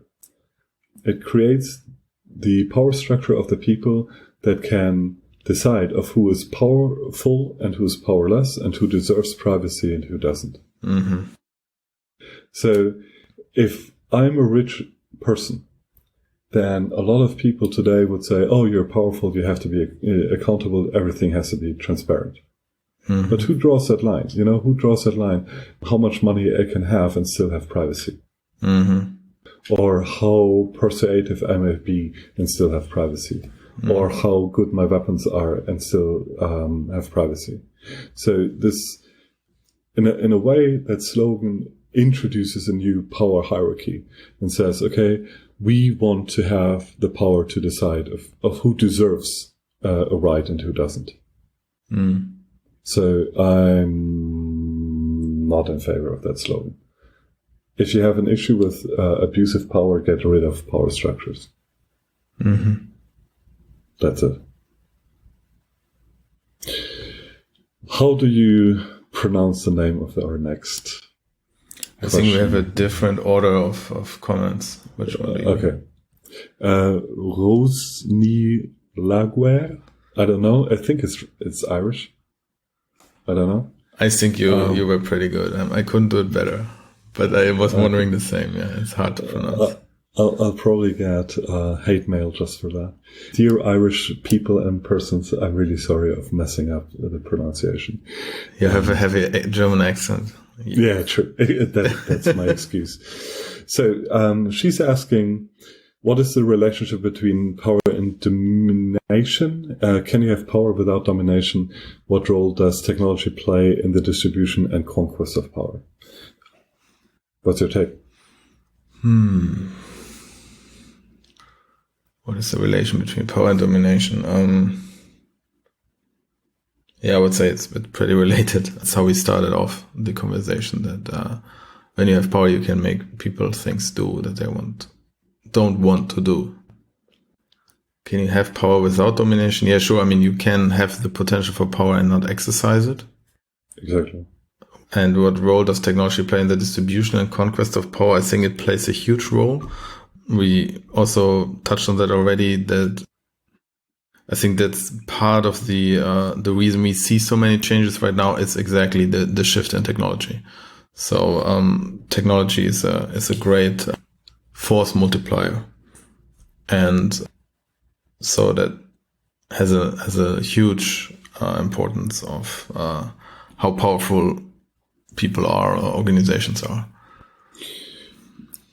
I'll not disagree with that, but I throw in something there. I often think that the availability of technology, of power, is already an expression of power that you had before. So if you take technology as a whole, not a specific technology, but technology as a whole, your ability to gain access to a technology is already an expression of how able you are to interact with your environment. So if you're very rich and very powerful already, you can get better weapons. So in a way, very powerful states will be able to grow more in power because they already have power. And then the question becomes, if the distribution of technology is actually dependent on pre-existing power. And there are some technologies where that is not the case. So I think a good example for that is cryptography. Basically, everybody on this planet can have access to this relatively strong and powerful technology, no matter how much power they already have. With some exceptions, of course, if you don't have enough money to buy a computer, etc., then you're out of the game. But there are technologies that are more accessible and that don't widen the gap of power because they are already accessible. And what we see today, I think, is that a lot of technologies are far more accessible than they were before.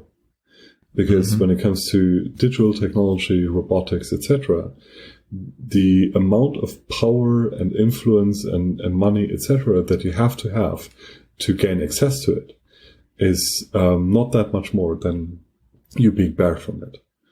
Everybody can more or less gain access. So And then the question becomes is if the technology itself favors a certain power structure. So, for example, drones are something that are easier to operate in a mid-sized country. The bigger your country becomes, the more structural overhead you have, etc., and you don't need as many people to operate a drone. While an aircraft carrier kind of requires 100 million people country. Mm. So there are certain technologies that are easier or more effective and more efficient for different kinds of power structures. Mm. And I think that currently a lot of technologies are better for mid-sized or even small organizations than they're for big organizations. Small organizations can gain a higher power advantage from them than huge organizations. And I think that is one of the big issues that we're seeing in this phase change, is that your sheer size becomes less important, or maybe even a net negative on your ability to use new technologies. Mm. Yeah, I think that's where it becomes interesting for individual freedom, that you have this, dissemination of technologies that can be used for by individuals and small organizations. Yeah, you made an important point there with non-accessible technologies. You can see that, like, the biggest example I would say are nukes. I mean, it's like an elite circle of big countries who really keep tabs on that tech and don't let anyone else in the club. Yeah. And I think that's also why you see so much struggle, like, let's say, in the effects of these easier and disseminated technologies, for outlawing crypto, regulating big platforms that grew up on that substrate, like, all the social media platforms and stuff like that, because they themselves become a new hub and become a source of power. Yeah. And then there's, of course, the other aspect, in that it's not just gaining power, but preserving power. So you mentioned this very small club of countries that have nuclear armaments. And in reality, at least up to maybe 5-6 years ago, nukes only really helped you to defend yourself. So this ability to actually gain power over another country by nuking them, actually using nukes, is pretty limited. Because the only thing you really do is remove that country, but you don't gain anything in addition. Mm. And so in a way, it's a very brutal self-defense weapon. And that is why so many dictators, etc., are interested in those kinds of weapons. Because they can say, hey, USA, if you're attacking us, we're going to nuke New York. And that's a game that even the US doesn't want to play. That is why there's so much in the non-proliferation, because nukes are strongly defensive in a way, at least on the retaliatorial level. And I think that when it comes to crypto, it's one of these other potentially extremely defensive weapons, where your ability to hide the content of your communication, or even who you are, removes power over you. And I think that's a critical thing to look for. It's not so much in the conquest of power through technology, but the preservation of existing power, like personal power through technology. I think that is the absolute critical point. Okay, we got B, the Bitcoin B, asking, having no idea what your perspectives are, maybe best practices for individual empowerment. I'd say the first thing is realizing that you already have power. I think that so many people think that they have to play certain games to gain power or become more powerful. But in reality, the moment you're a thinking being, you already have an enormous amount of power. And you just have to believe that. In a certain way, you really start with believing that you have power. And then the next thing is, of course, that you extend both your ability to maintain this power by being independent, by having skills that are tradable, by, in the extreme case, not needing the food or whatever that somebody else produces. So in a way that maintains power. And then you also have the aspect of social relationships that together empower you. And you have, of course, the aspect of maybe doing the conquest of power, but I really believe that there's no such thing as gaining power from conquest.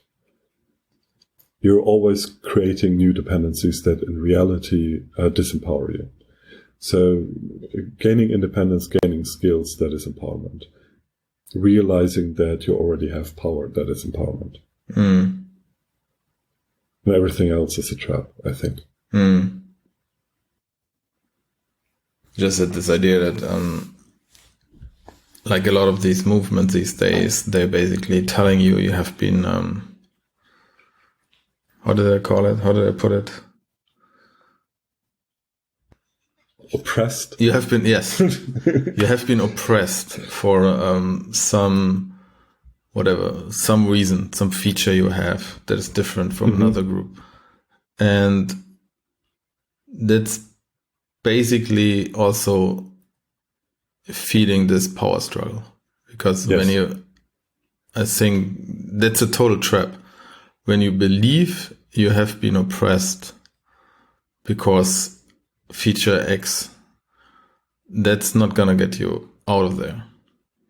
It kind of keeps you in that power struggle.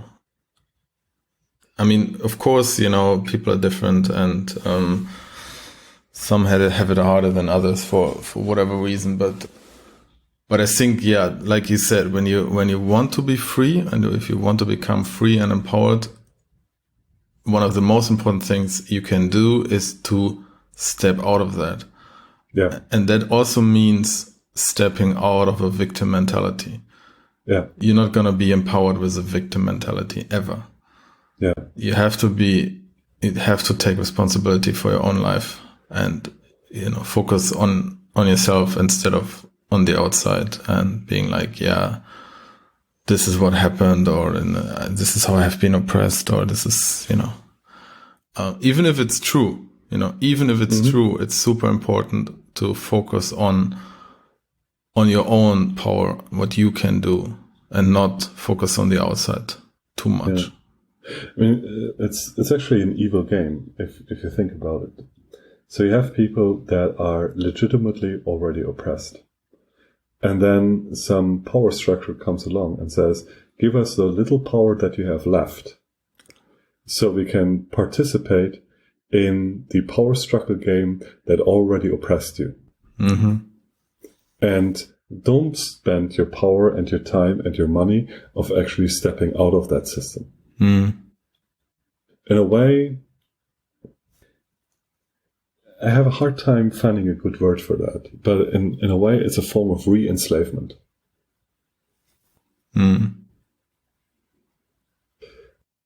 Yeah, and it also creates new groups, right? It's creating these in-group, out-group dynamics. And more people who waste their life on power games.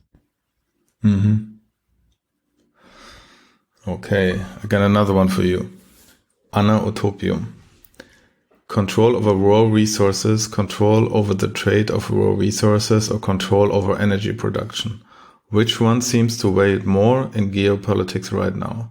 I have a theory that decentralized energy production will be key for anarchists in the near future, but storing it is still problematic. Or storing is still problematic. So, I think this is a really important point, because it's actually something we should have touched on. And that is that one of the ways to exercise power is manipulate networks of supply and networks of access. So we kind of touched on it a little bit with the banking. If you control one of those databases of bad people that every bank subscribes to, then you exercise power over that network of banks, and you force people that want to participate in it into a certain behavior. And the same is true with other resources, services that access to can be controlled. And energy is one of them. I'm not so sure if it's the biggest one. It's a huge one. Yeah, it's huge. It is dramatically huge. But on the other hand, when it comes to decentralized energy production, if you're not an power-intensive business, you can be self-sufficient most places on this planet with current energy production technology. And it does make sense to have a way to escape those access controls. That doesn't have to be decentralized energy production. I'm always reminded of a few of those so-called developing countries, where the standard way of getting access to electrical power is not having a contract with the power company, but just tapping into an existing power line. You probably have seen those arm-thick snakes of power cables running through favelas. Mm-hmm. That's a good example of just ignoring the access control.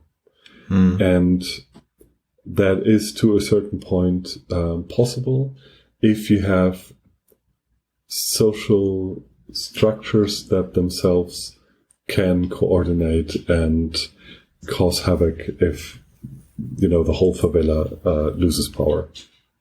So it's this question of how much of your power you maintain by social cooperation and how much by atomic production. And what is more effective and more efficient is, I don't know, that's something I think you cannot answer for all cases. It depends on your environment, it depends on your people, etc. But it's a really important point. I think you're right that basically, sure, you as an individual, or if you're not a big energy consumer, you could opt out. But if this becomes a lot cheaper to use decentralized energy sources, that it gets to the point where the importance, let's say, of control of the oil trade and things like that just loses its importance, this will have huge geopolitical implications. But we're probably far away from that point, I would guess.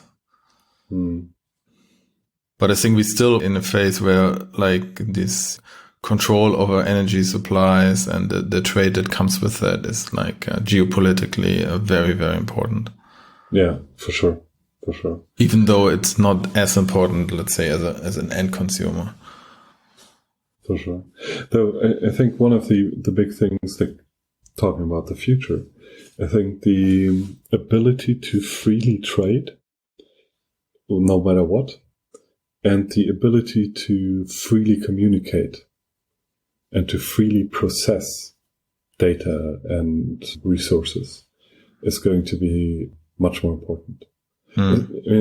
Especially when those two things come together. So if you're able to produce a lot of energy locally, what also becomes more feasible then is recycling and recouping raw resources. And the moment you can do that more and more, then the question of knowledge becomes more important. And knowledge is a thing that thrives on networks. So it's something that has a lot to do with how able you are to communicate, to trade, to be independent in your decision-making towards other nations, for example. How dependent are you on pre-existing deals between countries, etc. So in a way, I actually think that the middle players that have a good geographic position for communication and trade, they have a chance to actually rise in the hierarchy of powerful nations. Because, I mean, if you really think about it, if you have a lot of natural resources, be it energy resources or being it metals or whatever, that doesn't actually make you into a powerful country. It's actually something that limits your power dramatically, because you don't have to innovate, because you don't have to have good relationships. If you look at Saudi Arabia, for example, Saudi Arabia is not very innovative. The moment the oil is gone, Saudi Arabia is kind of doomed. The same is true for Russia. If Russia doesn't manage to get local production and innovation and freedom up, they are doomed when they cannot trade their resources anymore. So, because all of those countries, what they really do is they're spending their capital. They're not forming capital, they're spending their capital. Yeah, that's what I meant with the geopolitical shifts. This will be huge. I mean, some of them, they're trying to kind of, while spending the capital, build new capital, but it's really hard, I think, when you're very rich without having done anything for it. So, having that foresight to invest in building up capital for the next phase is something which is very rare. Yeah, but even if you have the foresight, you don't have the pressure. Yeah. So in a way, it's a devil's gift. I think that is what actually the term in a lot of Middle Eastern countries with a lot of oil. I think there's this, or it might have been in Russia, I don't know, where they call it the devil's gift. You're too rich to be actually forced to do something. And the people that actually draw most of the power from your richness are those that control the flows of capital and goods. That is why Russia is so keen on building pipelines. It's they want to be able to control the trade in their oil resources, and that is also in a way why America and China are going to piss at each other much more, because they are sooner or later coming into naval conflict, and naval conflict is about the control of trade routes. And that is why the Northern Passage is so important. And that's why the South China Sea is so important. It's in the end, it's a lot about trade.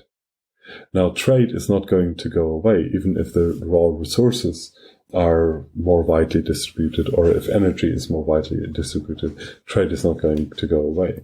But a lot of trade has the potential to be digitalized and depend more on knowledge transfers than on the transfer of actual goods and of physical goods.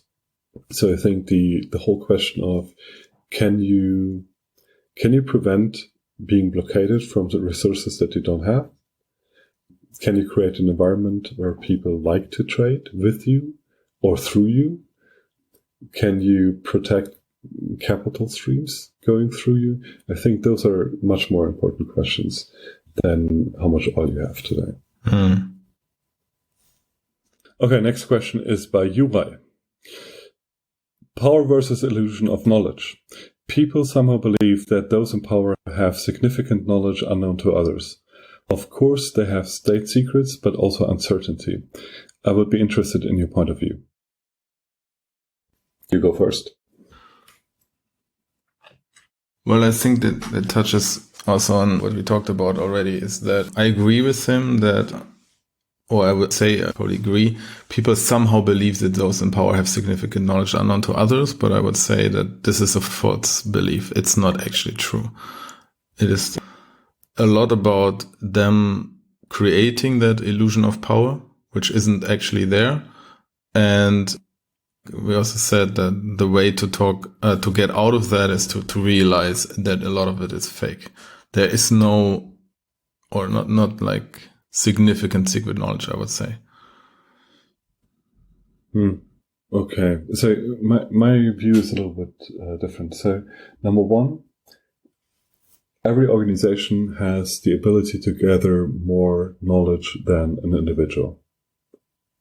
Because you can accumulate structure and distribute knowledge in an organization much more efficient than if you're a million individuals that don't communicate, right? So that means that potentially organizations have more knowledge. Well, if their knowledge process is good. If their knowledge process is good. And because they're an organization, there is some form of power distribution, usually. That being said, I think that there's often the point that power structures, powerful organizations, etc., create knowledge in the sense of defining things for everybody else. They tell everybody their view on the world, and then everybody is going to share that view, and everything becomes a self-fulfilling prophecy. I think that's another aspect. And the third aspect is most state secrets are the dark secrets to preserve power. In the sense that every state and every powerful person, or not every, but probably most, have parts in the history that show that they're not that great, or that they make mistakes or whatever. And a lot of state secrets are about preventing most people from knowing this, because it undermines power. And state secrets are often not to be known at all. So it's not really about the state is powerful because he knows it, but the state preserves its power by keeping the knowledge from traveling too far. Not because it wants to use that knowledge itself, but because it wants to prevent other people from using it. So a bit like the inverse of what you stated, in the sense that it doesn't give them power to have the knowledge, it gives them power that they control the knowledge that others don't. Yeah. Yes. So the dead body you have, so to speak, right? Exactly. You don't want to have people know that you actually have it.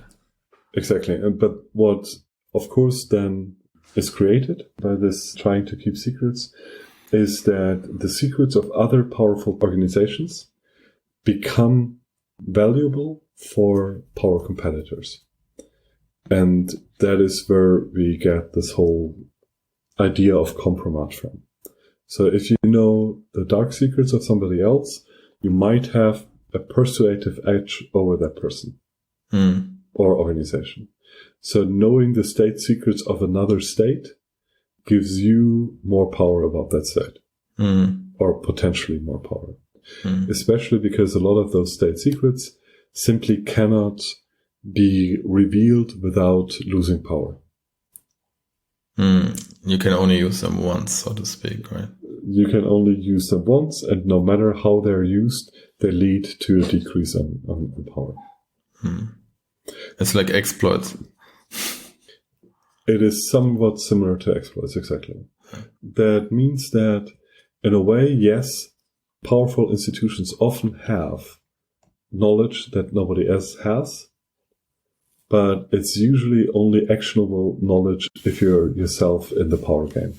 And otherwise, it's just toxic knowledge. I mean, most state secrets are toxic knowledge. Even the state system internally doesn't want that knowledge to be spread. You basically often, you either want to make it disappear completely, and there are great examples for that. For example, in Germany, there's a whole debate about the Chancellor's files. Basically, files that belong to the German government, but that ex-politicians transferred into their private archives to make them disappear forever. So it's knowledge that actually the state loses because formerly powerful people don't want to trip over them. and the state is not that keen in regaining that knowledge.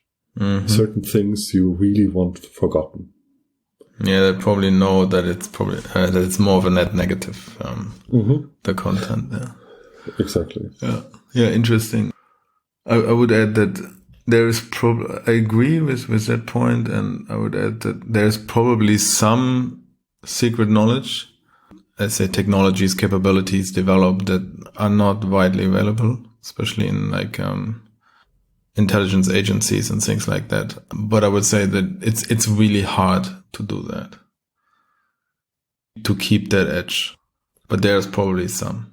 There's definitely some. Well, there is, of course, secret knowledge when it comes to technologies, for sure.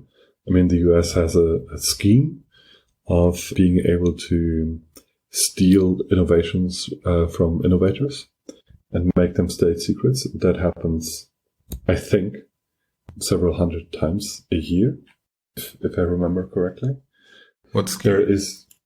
So it's a rule in the patenting system of the US that if you file for a patent, the government can, for national security reasons, etc., prevent you from ever talking about your innovation again, hide the patent, and use it for itself.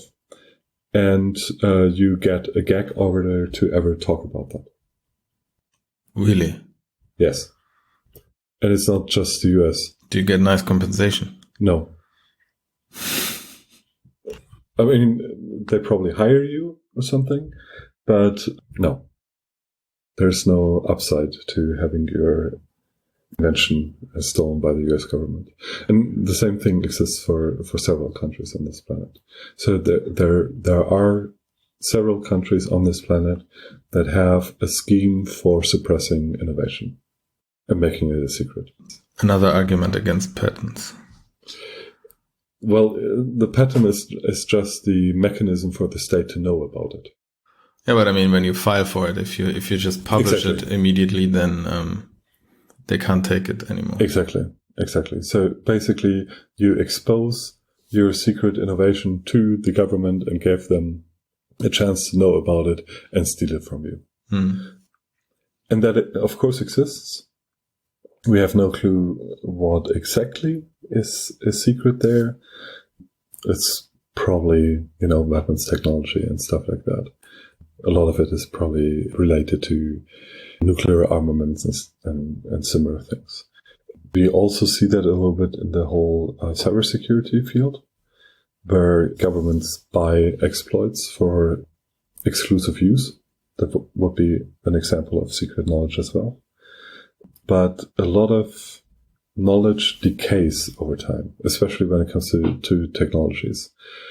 Very often, technologies are not discovered in the vacuum, but they're built on other public things that are already there, which usually leads to something like rediscovery. You have a dude that discovers it first, and then you have somebody else, a gal or whatever, that discovers it again after some time. Sure. So there's a certain decay in those kinds of secret knowledge. Yeah, that's why I meant it's so hard to actually pull it off, because innovations are always built on a certain substrate of knowledge that is already there. Yeah. And you also have to get the people from somewhere. Plus, what of course happens is that knowledge is stolen. I mean, that is what we have intelligence agencies for. And the moment the second, third, fourth state learns a certain secret, it's just a matter of time until it is accidentally leaked by whatever, a weapon being lost in war or whatever, and then analyzed. And then I don't actually think that there are many states that have like really fundamental secrets, like in the sense of stuff that would make you go wow. You mean like technology secrets? Any secrets. If you don't believe in the all-holiness of the state, then there's not that much interesting stuff that holds for decades. Well, the crooked stuff is to be expected, so... Exactly. some dead bodies here and there is normal. And most of that crooked stuff is surprising idiocy and not surprising evil. It's surprising what? Idiocy. Yeah. Stupidness. Mm-hmm. And then the effort made to cover it up, of course. Yeah. Which is often the real secret, but never mind. Yeah. Yeah. Okay. Let's continue. Arno Pfefferling. He's saying, maybe too simple, but does power need transparency and vice versa? And the previous comment in the direction of empowerment equal different, more important than power brings. Please formulate your questions better. Me too. Does power need a belief in itself, specifically when you take God as the biggest power? Okay, we kind of touched on the does power need transparency and vice versa? Yeah, I think we covered that. We covered that. We also mentioned that for empowerment, it is really important to realize that you already have power. Now, the relationship to when you take God as the biggest power, that is high metaphysics and theology. It's a big one, yeah. It's a big one. It's really not a podcast level question, I think. But I would say that I don't think that humans are in power competition with God. That kind of excludes itself when you take the terms. And because you're not in a power competition, it's relatively irrelevant for your own empowerment to think about the power of God or not. You know what I mean? Yeah, I know what you mean. I mean, if you stick with the textbook definition of God as the all-powerful being, then yeah, we are not in a competition. So exactly. In that sense, God is not relevant in the question of power because it's all-powerful. It is only relevant in the question of moral values. So if you believe in God, if you believe in things, if from that you can conclude certain moral rules you should follow, and that has implication on human power. Yeah, exactly. That's how I would put it. Yeah, exactly. Which itself is probably not that relevant because you have the same implications towards human power. The power of the state to make laws and basically declare morality is as influential, I think, as the moral question versus God, at least when it comes to the question of power. And I think the actual relevance is not a question of power as much, but the actual relevance becomes more one of loyalty and of grace and forgiveness. Then with those attributes added, then you can discuss it. But if it's just about raw power, it's meaningless. If the only discussion about God or the state or whatever is about the question of brute power, then it is essentially nihilistic. Because you cannot change anything about the relationship anyways. So it's only if you qualify it that it becomes a question that can have influence on your decisions. But does power need a belief in itself? Yes. Absolutely. If you don't believe in your ability to exercise power, you will not exercise your power. Yeah, that's what we also said earlier. And it's not... Well, God is somewhat relevant in that belief. How so? Well, it's how you relate to something bigger than yourself, or not. But that's a big can of worms. That's a huge can of worms. Yeah. Let's maybe if you get enough votes, we do a complete episode over that. Yeah, that's at least one. But give us a year or so to prepare. Final question from Annihilator Module. I'd love to hear your thoughts, opinion on how ideas of power within the traditional Westphalian system, for example, suzerainty, I don't really know what that is, extraterritoriality, autonomy, etc., relate to online cypherpunk spaces. They don't. Okay. Let me make a bigger answer out of that. So the traditional Westphalian system is a system of territories. So the underlying concept of the Westphalian system is the encapsulation of dominion or exercise of power within physical space. And the reason for that system is the conflict between territories. And cypherpunk spaces, basically by their definition, are not territories that are in conflict with each other because they're insulated, essentially. Every cypherpunk space, so to speak, like online cypherpunk space, is its own planet.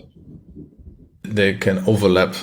I would not call it insulated, actually. I would call it like there can be multiple. But when you go territorial, there's only one that can be there. Exactly. They're not territorial. Yeah. They're social. They're not territorial. Yeah. And it only becomes meaningful, the connection only becomes meaningful if you realize that online whatever has a physical backdrop, a substrate. You have the servers, you have the connections, etc., etc. And then it becomes interesting. So you start with theories about data havens or zero trust distributed systems, etc. All those different systems have different trade-offs when it comes to their physical substrate. But the physical substrate itself becomes only meaningful in the way in which the laws governing the territory in which that substrate is homed, in which way can those laws be enforced. And yeah, that is the relationship. Yeah, I have nothing to add there. So I think it's time for the donation report. Please. Donation report is very simple this time. We got one donation in Bitcoin and we got 1 milli Bitcoin. Thank you very much for that. So we didn't really do any podcasts and we didn't really get any donations. There's a cause and effect relationship here. So we now do more podcasts and hopefully we'll also get more donations again. And we would also love to hear your opinions and ideas. You can write us an email at bitstream@taz0.org, or you can also send us a letter. The address is on our website, taz0.org/bitstream.